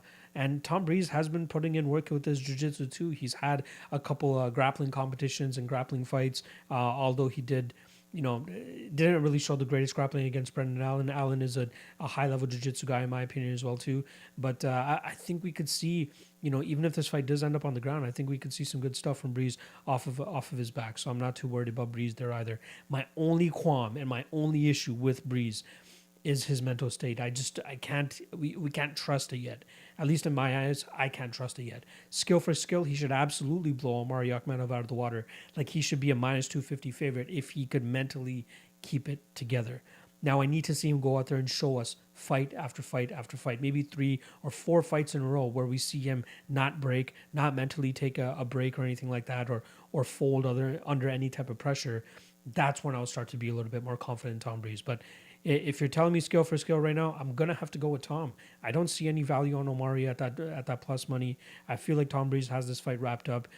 He needs to keep it on the feet. Even if it does get on the ground, I'm interested to see how he's able to use his frame and the jiu-jitsu that he's been able to accrue, the training that he's been able to accrue over the last little while, and how effective he can be with it. But his best work will definitely be done on the feet. One line that I was actually intrigued to look at was Tom Breeze via KO, as I think that's a very live option if it does remain on the feet. Tom Breeze via KO is plus 230. I think that's a solid spot. That's a good prop. You might hear me trip about that on the Propping You Up stream that I do with Cody later this week. But yeah. I like Tom Breeze to win this fight. He just needs to string together a couple of victories, get that confidence at its peak, and then I'm gonna go. Then I'd be willing to part ways with my money and let him go out there and fight for my money. So I'll go with Tom Breeze. Much better striking. The frame is going to be very, very tough for Omari to deal with as well, in my opinion. But the cardio, I think, kind of washes itself out. I still think that Breeze will have the slight advantage in that third round. So maybe Breeze third round is a possibility. But it's been a long time since we've seen Omari finished in the cage, close to 5 years now. So who knows? Maybe Breeze is that guy. It absolutely is a possibility. So once again, I'll go with Tom Breeze to win this fight via KO. But am I most confident in playing him at minus 150? Probably not. But I do like him to win this fight via KO, probably first or second round. Douglas Silva, D'Andrade versus Lerone Murphy. We got minus 290 on Lerone Murphy and plus 245 on De Silva. And let's start off with Lerone Murphy, who burst onto the scene against Zubaira Tukhugov. He came in as a massive underdog and managed to pull out a draw in that fight. That was a very, very close fight where we saw the takedowns of Zubaira kind of frustrate Lerone Murphy later in this fight, but he was just running on fumes. It was clear as day that Zubaira Tukhugov was very, very gassed in that fight as the fight drew on, and Lerone Murphy was clearly the fresh one and doing his best to land shots while defending takedowns, but unfortunately Zubaira was doing a good job of completing those takedowns. Now Zubaira, obviously, as gassed as he wasn't able to do much damage on top. And we did see that fight get stood up a couple of times, and then Lerone Murphy landing his shots before Zubaira got the fight back to the ground. There were a little bit of inefficiencies in Lerone Murphy's takedown defense game. I'm hoping it's something that he's worked on moving forward because he looks like a very, very bright prospect. We're talking about a kid that's 9-0-1, obviously that one draw. He's 29 years old. He'll be 30 in July, so he's really going to have to start getting his game going. But I think that this fight against Douglas Silva D'Andrade should help him definitely get it going. Now, he had 2 fights in 2019. He had 1 fight in 2020, and then he has his first fight in 2021. Luckily, it's in January, so hopefully he can squeeze out another 2 at least this year and keep his momentum rolling. Now, I say momentum because the last time around, he went out there and finished Ricardo Ramos via vicious ground and pound, probably one of the more vicious ground and pounds that you'll ever see in the UFC. And he used his reach and his leverage so well because he wasn't really even in full mount when he got the finish. He was in this standing position from roughly the full guard and was still raining down shots on Ricardo Ramos and absolutely just put the hurting on him. Very, very impressive with the amount of power he was able to generate from there. His game mainly seems to be the guy that goes out there and outstrikes opponents and obviously knocks them out. But he uses his range very well too. His reach is very impressive too. We're talking about a guy that has, where's his reach at? 73.5-inch reach with a 5'9" frame, whereas Douglas Silva D'Andrade 5'7" with a 68.5-inch reach. So we're talking about a 5-inch reach advantage for Lerone Murphy here. I like what we see from the guy. He's very patient. He uses the distance pretty well. If he shores up that takedown defense, I think he could truly be a problem to a lot of guys in this division. I like what we see from him, and I was kind of surprised to see the line at minus 290 initially. But once you run the tape, you really understand why the line is as long as it is. Like, we haven't seen Douglas Silva D'Andrade until he pulled off, since that victory that he pulled off against Renan Barao November of 2019. So we're talking about just over a year and 2 or 3 months since the last time we saw him. He was scheduled to fight Movsar Evloev in March of 2020. He had to pull out due to an injury, but now here he is against Lerone Murphy. So let's go over to the Douglas Silva D'Andrade side. I like to call him like the poor man's John Lineker, and I say poor man's due to the fact that he's 35 years old. Obviously isn't having as much success as John Lineker has had to this date, even though John Lineker is over at 1FC now. But he's always been compared to him. Like he has the same almost build as him, negative 3% body fat, it seems, as well. And, he throws with a lot of power behind his strikes. He does throw in some combinations as well, which is pretty good, but he is kind of that guy that just kind of stalks you, moves forward pretty much the entire time, and tries to land the big shots. The last loss that we saw him take was to Petr Yan, down at 135 pounds, and then he went up to 145 against Renan Barão and was able to pull off the victory there too. So he did spend some time down at 135, but after that Petr Yan absolute demolishment, he decided to go up to 145. And again, given the fact that he probably has about like negative 3% body fat, I'm sure he's happy to have an extra 10 pounds the day before his fights. That Petr Yan fight, he was just absolutely outmatched. Yan, much more technical, was able to really put it on him, and then eventually really put it on him in that second round, which is why he didn't come out for that third round. Very, very impressive performance from Petr Yan there. That was way back at UFC 232 in December of 2018, so we're a couple years removed now from that beating that he took. He's 35 years old now. You know what I mean? He's definitely getting up there in age. The mouths are coming on to him. He only has 3 losses in his career, but they're definitely coming later on in his career now too. The Rob Font fight gets choked out. The Petr Yan fight gets stopped there. And I think this Lerone Murphy fight is a very, very tough one for him too.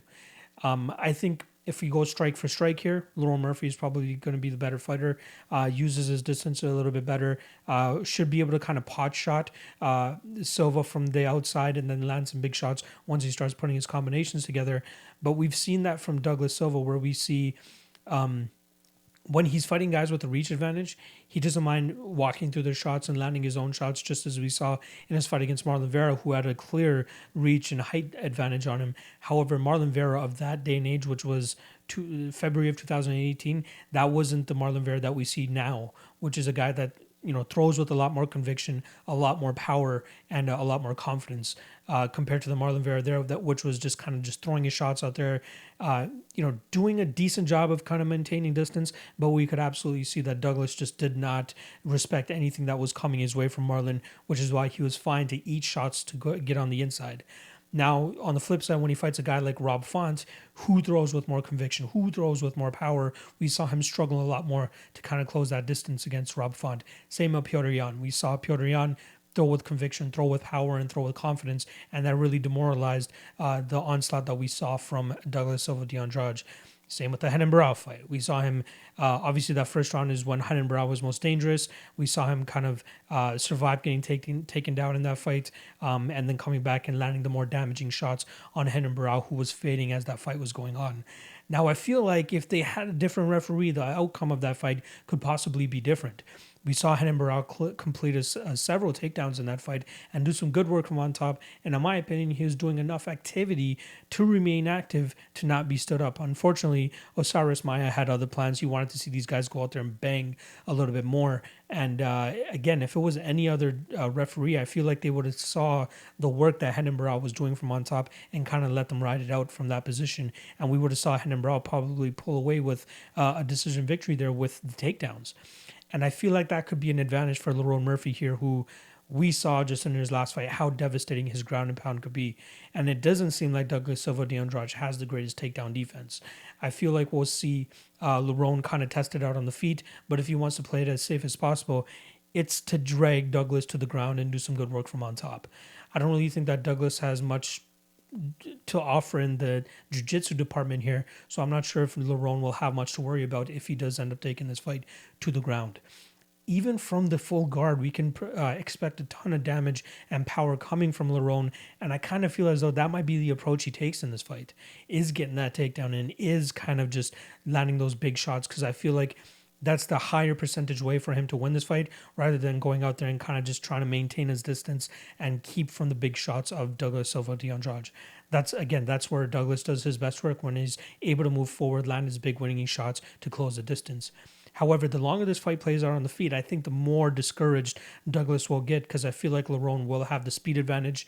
He'll have the power advantage. And then he has the reach advantage too, where he should be able to maintain that distance and make it very difficult for Douglas to close that distance. Now we see that the confidence is a huge part of Douglas's game in terms of when he goes out there and gets the victory. And I feel like that confidence will slowly be sucked out by Lerone Murphy, who's going to be landing the bigger shots from range as Douglas tries to close the distance. Lerone has a very, very interesting frame, especially in his upper body, with that reach that he has and how he's able to cover the distance that he does with his strikes. And I think that's really going to pose a lot of problems for Douglas here, which is why I'm understanding as to why this line is as wide as it currently is. So I really like Lerone Murphy in this spot. I was looking for a reason to bet Douglas here.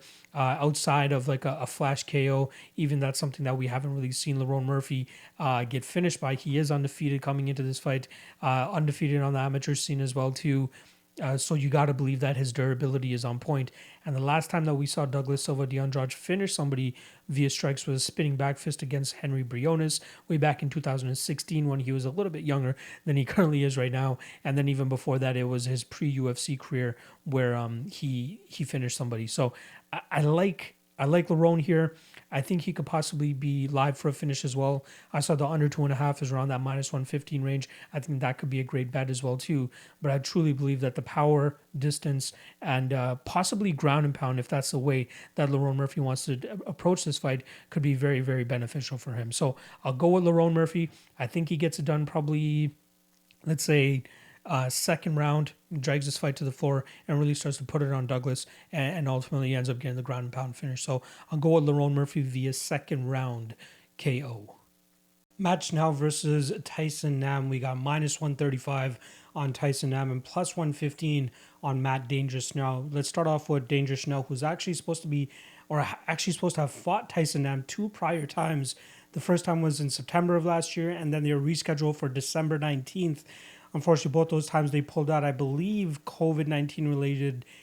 Schnell had a botched weight cut for September, and then Schnell withdrew as well in December. So not entirely sure what happened that second time around, but here they are about 3 to 4 months after they were originally scheduled to fight each other. And this is a fight that I've been intrigued by this entire time. I've already broken it down before, so if you guys have been around my channel for a while now, you guys have already heard my take on this, and nothing's really changed. Like, if anything, I'm a little bit more hesitant on Matt Schnell now, but I still think that this is a fight that's very, very winnable for him. So let's start off with Matt Schnell, who's shown off a pretty decent run during that Marco Beltran, Naiki Inoue, Luis Moca, and Jordan Espinoza run, four straight fights, and finished both of the second ones via triangle choke. And then he ran into Alexandre Pantoja in a fight that he was actually performing pretty well up until the point that he got knocked out. And that's kind of the same type of narrative that we have to take into this fight against Tyson Nam, because actually kind of, not to the fullest extent, because Alexandre Pantoja, great combinations, great striking overall, great output, great fighter all around. Tyson Nam, on the other hand, you're talking about a guy that's strictly a headhunter, going out there, even in the Jerome Rivera fight, I think 78 or 90 or 80% of his strikes were strictly to the head. The guy's a straight headhunter. One of the statistics that I actually put out on Twitter before I actually recorded this was that Tyson Nam, out of the 7 rounds that he's completed in the UFC, so that's including the Sergio Pettis fight, that's the Jerome Rivera fight, the one round that they had, and then the Kai Kara France fight. He hasn't won one of those 7 rounds. So it's just an attribution to his low output style, which is kind of just surrounded around headhunting. He's going out there and more often than not just trying to take his opponent's head off. The most recent decision victory that he won was over a guy named Shojin Miki, which was on the Hawaiian regional scene. That guy was 6-4 going into that fight, and that was a 5-round fight. But that was a fight where the guy just didn't even seem like he truly wanted to be in there. Tyson Nam was just having success off of just pot shotting him and picking him apart from the outside. Now with Match, now you're getting a guy that throws in great combinations. His boxing is very crisp. His hands look very, very good. His head movement looks really good as well too. And his jiu-jitsu overall is actually very much improved. So I'm liking what we're seeing from Match now, but obviously the only concern here is, one, obviously the fuckery that's been happening recently with him pulling out of these fights, and 2, the possible chin issues. And if you have chin issues going up against Tyson Nam, you got to be a little bit concerned. However, I don't mind taking the shot at plus money. We got plus 115 currently on Match Now, and I don't mind that at all. Even if you want to look at the Match Now via decision prop, that might be a little bit juicier. Let's look at what that is. Match Now via decision is plus 225 at certain spots. And like I said, you don't really see Tyson Nam going out there and getting finished. The last time he got finished was by Marlon Moraes way back in 2013. I think Match Now could absolutely go out there and just put on a proper striking clinic, mix up kicks and boxing and just really get his hands going. He has a 2-inch reach advantage. He has a 1-inch height advantage as well too. So that should definitely play into this, even though Jerome Rivera was somebody that had a 4-inch reach advantage on Tyson Nam and was still getting knocked out. If we remember, most of that knockout actually came off of a counter to a leg kick that Jerome Rivera was throwing for the majority of that first round. And then it seemed like the first one that he threw in the second round, Tyson Nam was just waiting for it. And he landed the perfect bomb to put his lights out and follow up with some ground and pound in it. But I don't really like backing fighters that have that type of mentality that is just, head hunting, low output. If they're not able to put you out, more than likely they're going to lose a decision. And I think when you have a guy as crisp boxing like a Match Now, you could be in, you could get some solid value off of an underdog here. It's just it's really just the power and the chin issues, the power from Tyson Nam and the possible chin issues of Match Now. That's very, very that has me skeptical for sure. Most of his losses have started to come via punches. He lost via punches to Rob Font, lost to Hector Sandoval as well via ground and pound before that 4-fight winning streak that he went on, and then obviously most recently to Alexandre Pantoja. Yeah, I'm going to really have to think about it in terms of if I'd make a play on this fight. I'm still going to pick Match Now. I do believe that he'll have the combinations, the higher output.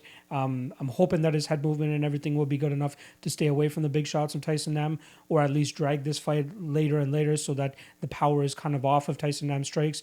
Though Tyson Nam does have a third-round head kick knockout victory over Ali Bagautinov in a fight that he was handily losing, the power could always be there. That came from a head kick. Most of his knockouts have come via his punches. So Match Now is definitely going to have to be very wary about that too.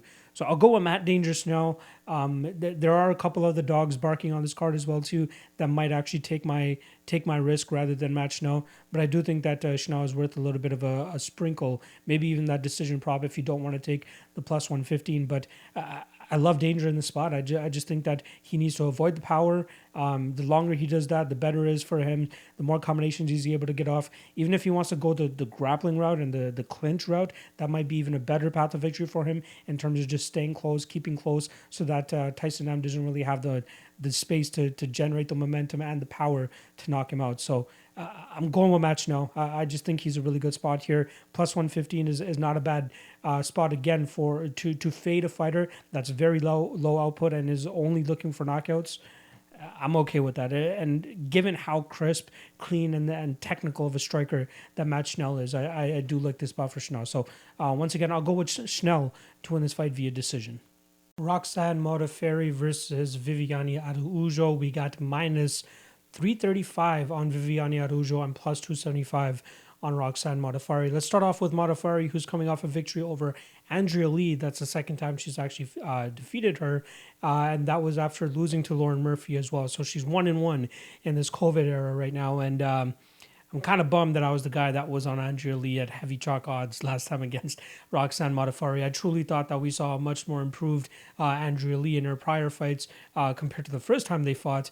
However, Roxanne was still able to catch the kicks and, pretty much just clinch fuck Andrea Lee for the majority of that fight. We did see Andrea Lee have a solid second round. Unfortunately, in the third round, Roxanne Modafferi was still able to get the fight to the ground with relative ease and then just do some good damage on top. That's pretty much Roxanne's game, and something that she seems to have been working on over the last, I'd say, year or 2 years is her strength and conditioning, because she definitely does look like a fighter that's been focusing on, being stronger, getting stronger, so she's able to utilize her strongest aspect in her MMA game, which is her grappling and her jiu-jitsu.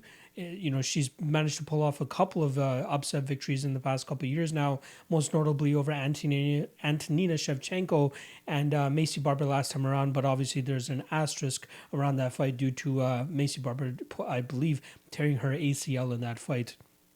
Now, we know what we're getting with Modafferi. She wants to drag the fight to the ground. She wants to clinch you as much as possible. Try to get that body lock and try to drag you to the ground. Maybe not with the best technique, but more so just muscling you down at points. And she's pretty successful when she's able to do it against girls like Andrea Lee and obviously Antonina and Maycee Barber as well in that fight. But then when there are people that are able to get out of those situations, it gets very tough for her because her striking, let's face it, it's always going to need work. She just looks so uncomfortable in that situation, but she works with what she has. Like even in the Andrea Lee fight on the feet, like she's the one kind of with a little bit more output. Like she's going in there, landing a couple shots, and then just circling out, changing angles, and just robotically throwing her punches out there and landing and doing some decent work. And then when she wants to close the distance, she just puts her chin down, bites down on her mouthpiece, and just wings forward with a bunch of strikes. And that's more than enough for her to be able to clinch up with her opponents and either drag them to the floor or do some good work up against the cage. Now, she was unsuccessful in doing so against Lauren Murphy, as Lauren Murphy showed decent strength in return and did a good job in terms of digging underhooks, reversing positions, and then getting out of the way, and obviously doing a much better job with the striking than what Roxanne Modafferi was doing. Now, on the Viviane Araújo side of things, when she made her UFC debut and put on a phenomenal performance, I was just like, okay, this girl is the next big thing. I truly thought that we'd see a lot of good work from Viviane Araújo, and she had a ton of potential. Then she runs into Jessica Ai, and I had a pretty good game plan, center around leg kicks, and then whenever Viviane was crashing in forward and landing her strikes, Jessica Ai pretty much just stood her ground and threw a couple combinations, and they were enough to kind of take the judges' scorecards. She did, do some good work up against the cage and doing some clinch work, but when she lost that fight, it was a little bit of a red flag for me on Viviane Araújo, so I was kind of like taken aback by it, to be honest. Then she comes back and she has a great performance against Montana De La Rosa, and showed that, as soon as anything gets into grappling ranges or the clinch positions, she does a good job of digging the underhook on either side and then just getting out of the way, pivoting out of the way, using her fast twitch muscles to get out of these situations, because she's a fast twitch kind of girl. From her striking, you definitely see it when she's crashing forward with her Muay Thai strikes or her kicks or punches, whatever it is. She does a good job of doing damage and then getting out of the way. The thing that is concerning for me, unfortunately, is the Alexis Davis fight, wherein that the majority of that second round she spent on her back. And we didn't see much resistance in terms of her getting off her back, and that was very, very concerning. If you're getting taken down by a girl like Alexis Davis and then held down to that extent, I think Roxanne Modafferi could be successful in doing so as well too. However, I think the difference here, though, is that we're seeing an improvement from Viviane Araújo on a fight-to-fight basis. Like her striking just looks so crisp. She knows, and her fight IQ is definitely getting much better in terms of as soon as the clinch position is initiated by her opponent, she digs for the underhooks right away and gets out of the way. Like she doesn't stay still for a second. She doesn't allow you to get set in those clinch positions because she's already working to either do her own damage or do what she needs to get out of those bad positions. And that's where I think that Roxanne is going to have some issues. She might have a little bit of a strength advantage here over Viviane, but I just don't think that she'll be able to hold her in those situations. And I think she's really going to pay for it when things do get that close and that tight. Now, we did see Roxanne Modafferi get rocked in her fight against Lauren Murphy, and I think that's just a tale of, the miles on Roxanne's body. She's a very experienced fighter. She has 25 victories and 17 losses. So we're talking about a fighter with 42 career fights. This is going to be her 43rd career fight, and she's fighting arguably the best striker, physical specimen that she's fought in the last little while. Like with Andrea Lee, you're seeing her just throwing sloppy kicks and just throwing slow kicks, not really returning them. And that's where Roxanne was able to capitalize in terms of getting some takedowns. Whereas Viviane is very crisp. She's very sharp. She's very in and out with her movements and her strikes that I don't think that we'll see Roxanne actually get a hold of her. Now, at minus 335, I'm not the most keen on parlaying or betting Araujo in this spot. I do think she wins, but I don't know. Maybe I'm just reeling a bit still from her losing to or her Roxanne beating Andrea Lee, and I know they're two completely different fighters. We see a lot more urgency from the Araujo side, but that Alexis Davis fight just really sticks out to me. And if Roxanne does end up getting the takedown, I'm a little bit concerned. I'll be shitting my pants, and I don't want to be shitting my pants when you have a minus 335 favorite in Araujo. So I do think Araujo wins. I think she could be live for a finish too, plus 280 for her to win to win inside the distance, and then even the under 2.5 is at plus 280. So you can bet either side, and you might as well bet the under 2.5 if you want to bet Araujo inside the distance, seeming as you get the same price, but it also covers the option of potentially Roxanne getting a finish. But I just don't see Roxanne getting a finish. Let's actually check the last time that we've seen Roxanne Modafferi get a finish. I don't even think she has a finish inside the UFC. Let's see. She beat Barb Honchak via elbows way back in July of 2018. But even Honchak was kind of on the way out. She won via TKO a bunch on the Ultimate Fighter. And even in her Invicta days, she does a good job of kind of just holding opponents down and just screwing them over and winning via that way. And in terms of just holding them down and then ground and pounding them, I'm still going with Araujo. I think she'll be able to keep it on the feet. I think she'll be able to have good success with her striking and stay away from the clinch positions as much as possible. But in terms of like making her a lock of the night play or anything like that, I'm staying away from that. Obviously, she'll be in a couple degenerate parlays, but nothing official. I can't put her in anything official at those odds. Now, if we see a huge swing during fight week and we see a ton of love come in on Roxanne Modafferi because she's going out there and beating girls like Macy Barber and Andrea Lee and Antonina Shevchenko, and if the masses and the public see that, they'll be like, oh, here's another spot to potentially fade a heavy women's MMA favorite with somebody who's done it successfully in the past before. Maybe they'll put some money on Roxanne, but that money's not coming from me, and I hope it doesn't come from any of my followers either. But I'll go with Araujo. I'll go by decision, but I do think plus 280 for her to win inside the distance is worth a little bit of a stab, considering the diminishing durability that I think we've been seeing from Roxanne lately.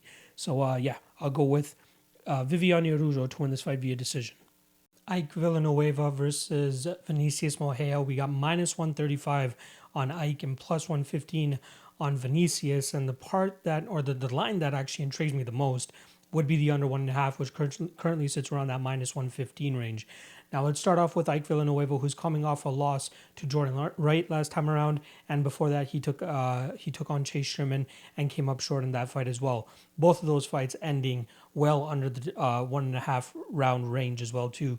Before that, he was coming off 2 straight victories over UFC veterans in Roger Navarez and Rashad Coulter. Both of those fights he finished in the first round, and then he found himself in against Chase Sherman, like I said, and coming into that UFC debut.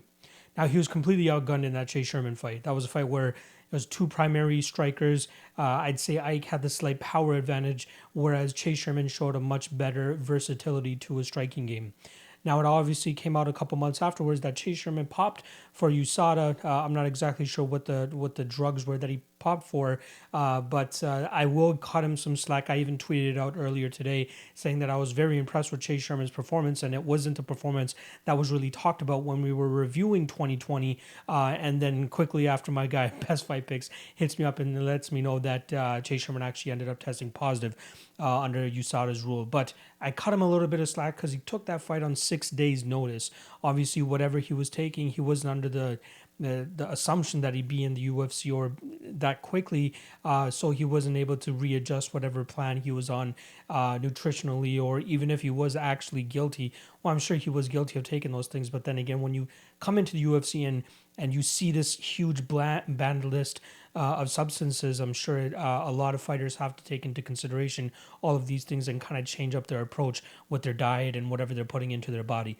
So I'll cut Chase a little bit of slack there, but you also got to give Ike Villanueva kind of an asterisk in that fight, going up against a guy like Chase, who clearly was better than him that night. Also, Chase's approach in that fight was great too. Setting up the hands with the leg kicks, especially the calf kick, really damaged the lead leg of Ike, and you could definitely see the damage of it in that second round. Quickly after that, Chase Sherman goes out there and absolutely brutalizes Ike Villanueva and finishes him. But it was a fight where we saw power going up against technical abilities and a way more diverse striking game from Chase. Ike's game is predominantly based around his power. Like, he has this beautiful blitz where he closes the distance with a couple hooks and a straight to lead it off. But he has a ton of power in his hands. And we've seen that obviously with the amount of victories he's gotten via KO. The exact number is 13 of his 17 victories have come via KO. 16 victories. In terms of the under 1.5, now both of these guys from the Ike Villanueva side, we got, I believe it was 21 out of the 27 fights were finished inside the distance. And for Vinicius Moreira, it was 11 out of 13. 11 out of 13, which is absolutely crazy. I believe the final numbers, my math might be off on this, but it was 31 out of 41 fights combined that these guys hit the under 1.5. And I feel like with their styles, we'll kind of get the same thing. Like I said, Ike Villanueva has a very striking, dominant fight. In the Chase Sherman fight, he came obviously undersized. He was about 20 or 30 pounds lighter. He is a light heavyweight. He took that fight on at heavyweight. Then we saw him at light heavyweight against Jordan Wright. Jordan Wright coming in about 5 pounds under the limit, and then Ike Villanueva coming pretty much in at the limit there.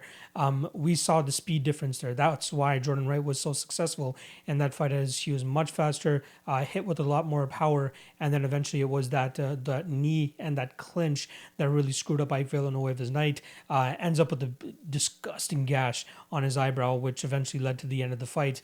So he didn't get clean put out by Jordan Wright, but he did sustain a lot of damage, and that cut was very, very nasty. He pretty much knew right off the bat, as soon as they stopped the fight to check the cut, he knew it was going to be bad, and unfortunately for him, he ends up losing there. However, now he comes in against Vinicius Moreira in a fight that I feel like is catered towards him, in a fight that he should absolutely go out there and win. I say that because Vinicius Moreira is a guy who's been taking a ton of damage over his last couple fights. He's on a 3-fight skid, all of them coming via finish, while that Paul Craig one was close to being a finish by TKO. It ended up being a rear naked choke after he was bombing on him, couldn't find the finish, so he sunk in the choke and was able to get the tap quickly thereafter. But all 3 of those coming in the first round. Even the John Allen fight, that was a crazy fight where he took a lot of bombs, was able to sustain it, and then comes in against... comes into that second round, gets John Allen to the ground, has a very tight arm bar. John Allen gets out of it, and then he changes over and gets the full mount once again, and then locks in, I believe it was a triangle choke. Beautiful finish for him in there. The one thing that I'm trying to get at is both of these guys are very offensive minded. Not often do you see them really just pushing each other up against the cage. Like, Vinicius only does that to try to get this fight to the ground. He's not really working to kind of just hold you up against the cage and damage you from there. He's looking to, set up that takedown no matter what it takes. And I think he could be successful in getting Ike down. But in the same sense, I feel like Ike could also be successful in kind of torching Vinicius as Vinicius is trying to close the distance. Vinicius makes it pretty clear. Like, he uses his strikes to kind of push opponents towards the cage, and then eventually he just bull rushes forward, engages in the clinch, and tries to get these guys to the ground. I find it's going to be one or the other, and I'm leaning the Ike way. I feel like the diminishing durability of Moreira is going to catch up to him here. I think Ike has the power in his hands to actually put him out too. But in case this fight does end up hitting the ground, I think that Vinicius will use his size. It seems like he's a much bigger fighter here as an advantage to eventually get a submission victory. Now, half of Ike Villanueva's losses, or just under half, 5 of them to be specific, 5 out of 11 losses were via submission. And we know that Vinicius Moreira is a very offensive-minded jiu-jitsu practitioner. I feel like if this fight does hit the ground, it's going to be hard for Ike to find his way back to his feet. But if this doesn't hit the ground, I think that Vinicius is going to have a ton of issues dealing with the power coming his way from Moreira. Now, I lump Moreira into the Roger Navarez's and the Rashad Coulters of the world, which is why I believe that we'll see a finish from Ike here. But that minus 135 line, not too bad. Like, if I was getting it closer to the even lines or even plus money on Ike, I might consider a bet on him there, but I like the under 1.5 definitely a little bit more. I think that it covers both results. I don't see Ike being pushed up against the cage and kind of held there for too long, which would prolong this fight. I see him kind of getting out of those situations if he doesn't get taken down, and then putting his punches together and really dropping and rocking Mollera. So my spot here is the under 1.5. I think it has a ton of value, especially around that pick'em line.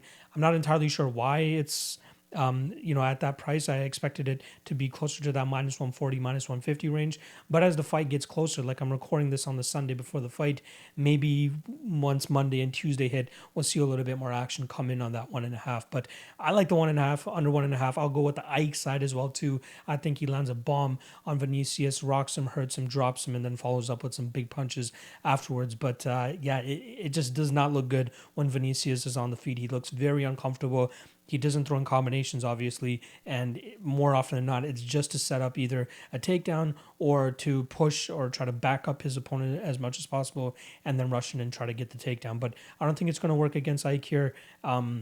I wish I was more confident in picking Ike straight up here, but I'm really not. I'd rather take the under 1.5. I just don't see this fight going past that 7.5 minute mark, and that's where my money's going to be. So I'll be going with I'll go with Ike Villanueva via KO round 1. But my favorite play in this fight is going to be the under 1.5 around that pick mark.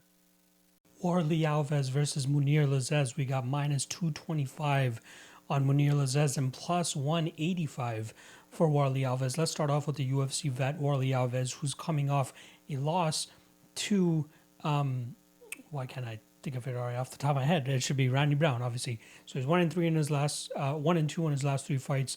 He's gone. He lost to James Krause, beat Sergey Moraes, and then lost to Randy Brown via submission last time around. So the tail is pretty much out there on Warlley Alves. If you're able to survive that first 5 minutes, more often than not, you should go out there and win that fight. Obviously, it wasn't that case for Salim Talhari and Sultan Aliyev, but that Talhari fight was very, very close and probably could have gone the other way.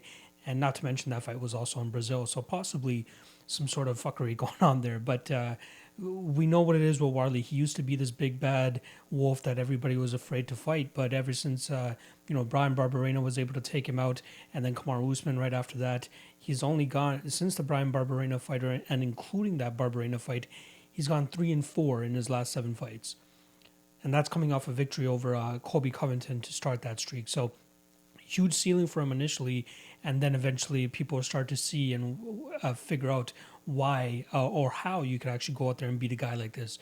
It's just being able to survive that first round, not letting your neck get captured by him, and just movement, pace, pressure, and striking from a distance. And what are we getting with Mounir Lazzez?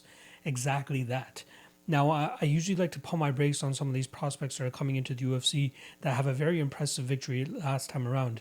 And there is a little bit of, you can throw a little bit of shade in terms of Mounir Lazzez and when he fought Abdul Razak Al Hassan, in terms of the fact that Al Hassan is a little bit of a one-dimensional fighter. He has a great judo background to bring to the cage, but he never really uses it. We just know him as that guy that we saw in the first minute to 2 minutes of the Lazzez fight, which is going out there and just swinging bombs and hoping that he could land something that could put something out or could put Lazzez out. However, we saw great durability from Lazzez, who ate some very clean shots and was still able to come back and go out there and just implement his game plan to a T. He absolutely lit up the front leg of Abdul Razak Al Hassan and was forcing him to kind of switch stances more often than not in that fight and made him very, very uncomfortable. Landed a couple good takedowns, showed great fight IQ as well too, knowing that the round is kind of coming to a close, so he went out there and goes for a takedown just to secure the round. But he shows great versatility of strikes from jabs, punches, hooks, spinning stuff, flying stuff, body kicks, teeps to the leg. Everything that he has in his striking arsenal is pretty much everything that we've ever seen in the cage, and it's awesome. It's great to see him go out there and put on that type of striking performance, especially against a guy like Al Hassan. Now, I feel like he has a similar opponent here in Warlley Alves, who's kind of just reliant on that one narrow path to victory, which is going for the neck or hoping for a knockout. But there's no way he's going to be able to give victory outside of that 5 minutes against a guy like Mounir Lazzez, who moves as well as he does, maintains distance as well as he does, and has success in the clinch, which is where Warlley Alves has had success before in terms of just out-muscling guys and getting his work done there. I feel like going back to the James Cross fight is a great way to kind of predict how this fight is going to go.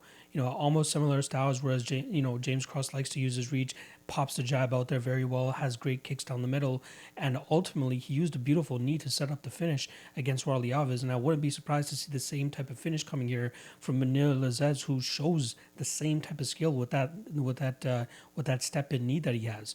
It's beautiful. It covers great distance as well too, and it covers great height as well since he's a 6'1" fighter. 5'11" is what Warlley Alves is going to be coming in at in terms of his height, and I feel like that almost plays into the game of Mounir Lazzez to be able to control that distance.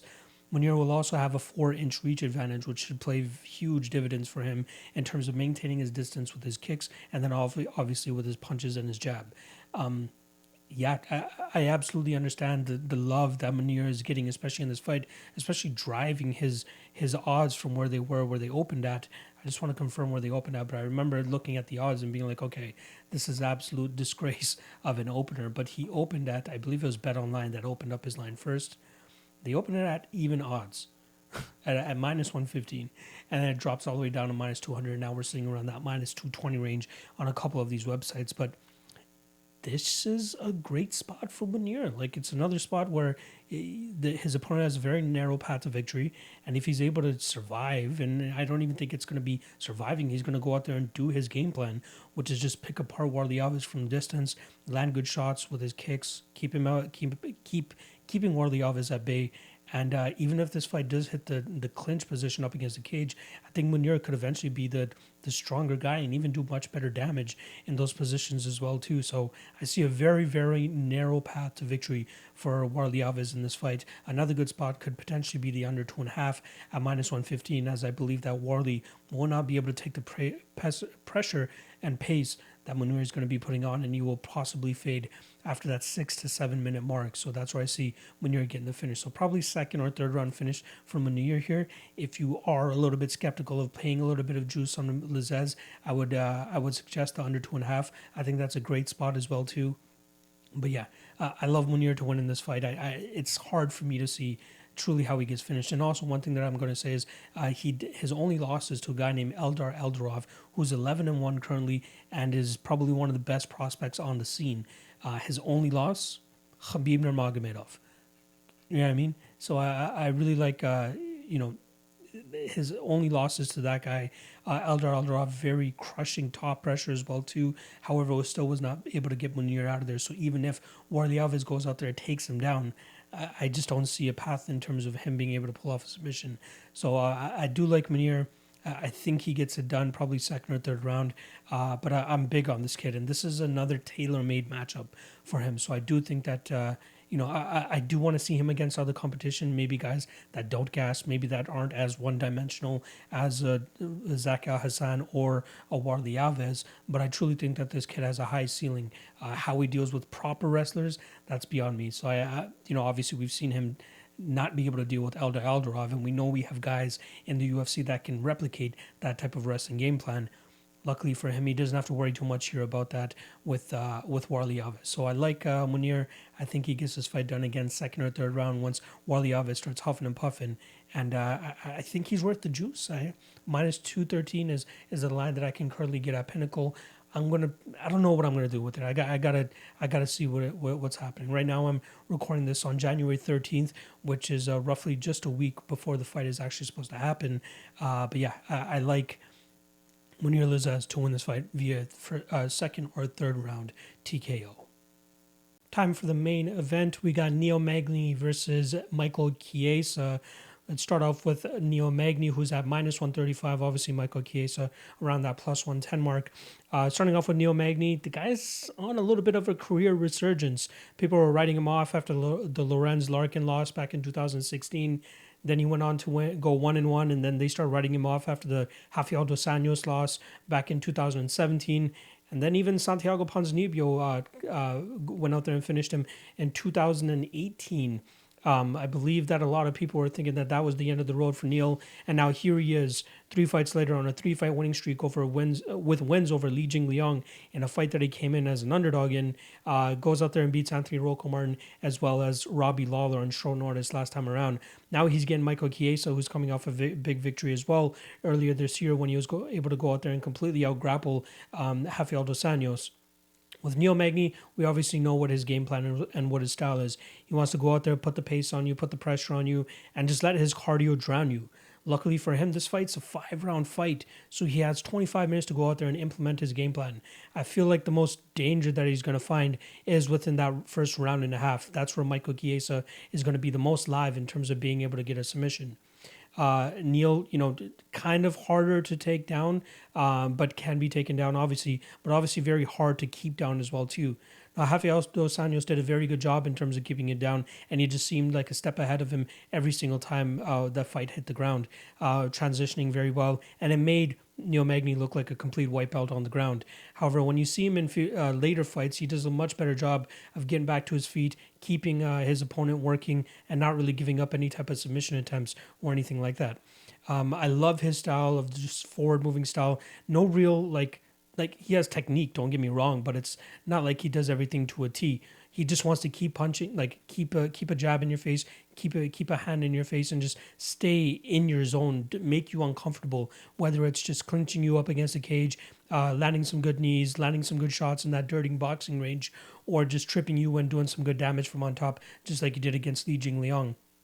Now, I feel like if this was a 3-round fight, which is what it was originally supposed to be, this would favor Michael Chiesa a little bit more. However, now that we're talking about 5 rounds, this has more time for Michael Chiesa to kind of drain his gas tank, which is something that he does quite a lot in his fights. Like if you watch most of his fights, he's just doing what he can to kind of close the distance and get his paws on you, get you to the ground, and then get his jiu-jitsu game going. But if he's not able to get it going, his cardio seems to have a little bit of a drop-off after that 1.5 round mark. And that's where things are going to get a little bit fishy for him because Neil Magny is not going to let him breathe. The takedowns are only going to get harder, and the damage coming his way is only going to start to stack up more and more.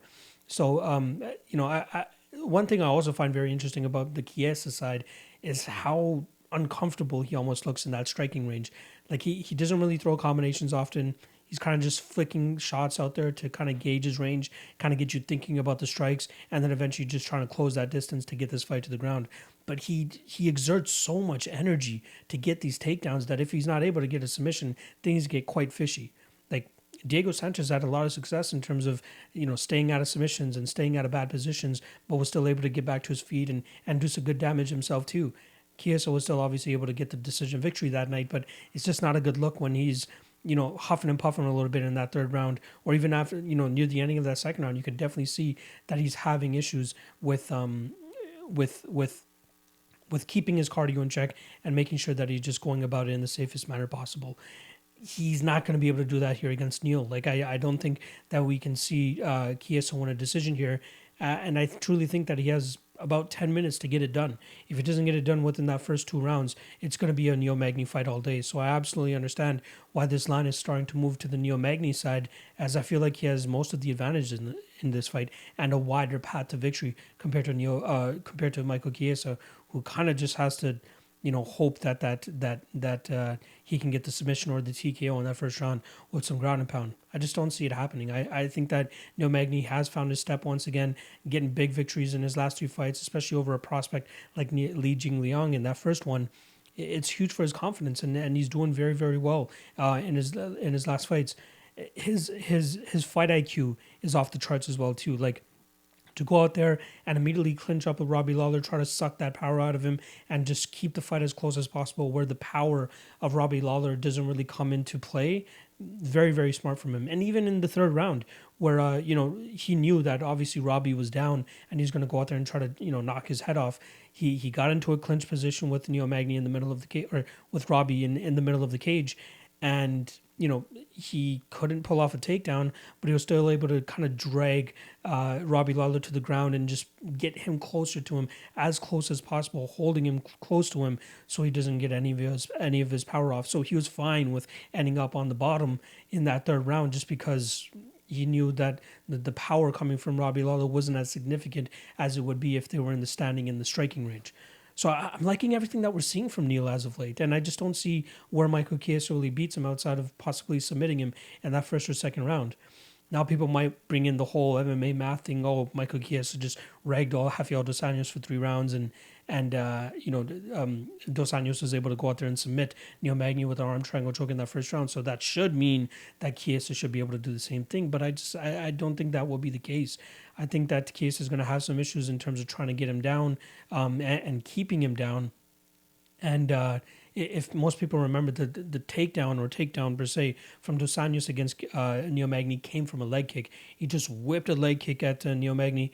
Neil Magny wilts under that power, and then he ends up with Dos Anjos on top of him. Not a place that you really want to be with a guy like Dos Anjos. So I think if Neil Magny gets past that round and a half mark, it's going to be smooth sailing, and I wouldn't even be surprised to see Neil Magny potentially get a late finish in this fight too. I think he's very live, especially if Michael Chiesa's gas tank is not going to be able to hold up in those 3rd, 4th, and 5th rounds. So I like Neil here. I just think that he's going to be able to make it uncomfortable for Chiesa, stay in his face with his punches, with his pace, and with his pressure, and just start racking up the damage. And later in the fight, it's going to start to pay dividends, where we see Magny really take over and Chiesa get a little bit too desperate with some shots and leaving him a little bit too vulnerable to the strikes of to the Neil Magny onslaught that's going to be coming later in fights. So I'll go with Neil Magny. I think he wins this fight pretty handily as long as it gets out of that first round and a half mark. Again, I think he's live for a late finish too. So I'm going to go with probably Neil Magny with the 4th round TKO here. I like him in this spot, especially in this main event spot, especially with it being in 5 rounds too. It heavily favors Neil Magny here. So once again, I'm going with Neil the Gazelle Magny to win this fight via 4th round TKO. And those are the breakdowns. I hope you guys enjoyed the podcast. Again, apologies for the late drop here, but it's a busy, busy week. We got the event on Wednesday, and then we got the event on Saturday. So if you're watching this now, the UFC 257 podcast should be dropping on Tuesday, which is tomorrow. So you guys can look out for that. But if you guys... again, if you guys want to support your boy, hit up the Patreon. That's where I'll be posting all my breakdowns for UFC 257 first, which should be tonight. So if you guys want to go check that out, you're more than welcome to. Otherwise, you can wait till the full podcast drops on the Tuesday. All right. Once again, Patreon link is in the description below. I'm always going to plug it. I appreciate everybody supporting your boy. If you haven't already subscribed to the YouTube channel, make sure you guys do that as well too. That's the bare minimum I can ask, is subscribing and liking the video. Get your boy in the algorithm. Get me a little bit more... let's get some more sand under our feet where we're able to truly create a base for ourselves, and it's all thanks to you guys. So appreciate you guys checking me out on a week-to-week basis, even after an abysmal event like last time around. But I hope to right these wrongs with this event coming up, these next 2 events coming up. All right, good luck on your bets, and I'll be seeing plenty more of you guys throughout this week with my streams on odds, my fight day stream, and more streams for odds, and then obviously the other podcasts as well. All right, good luck on your bets, and I'll see you guys soon.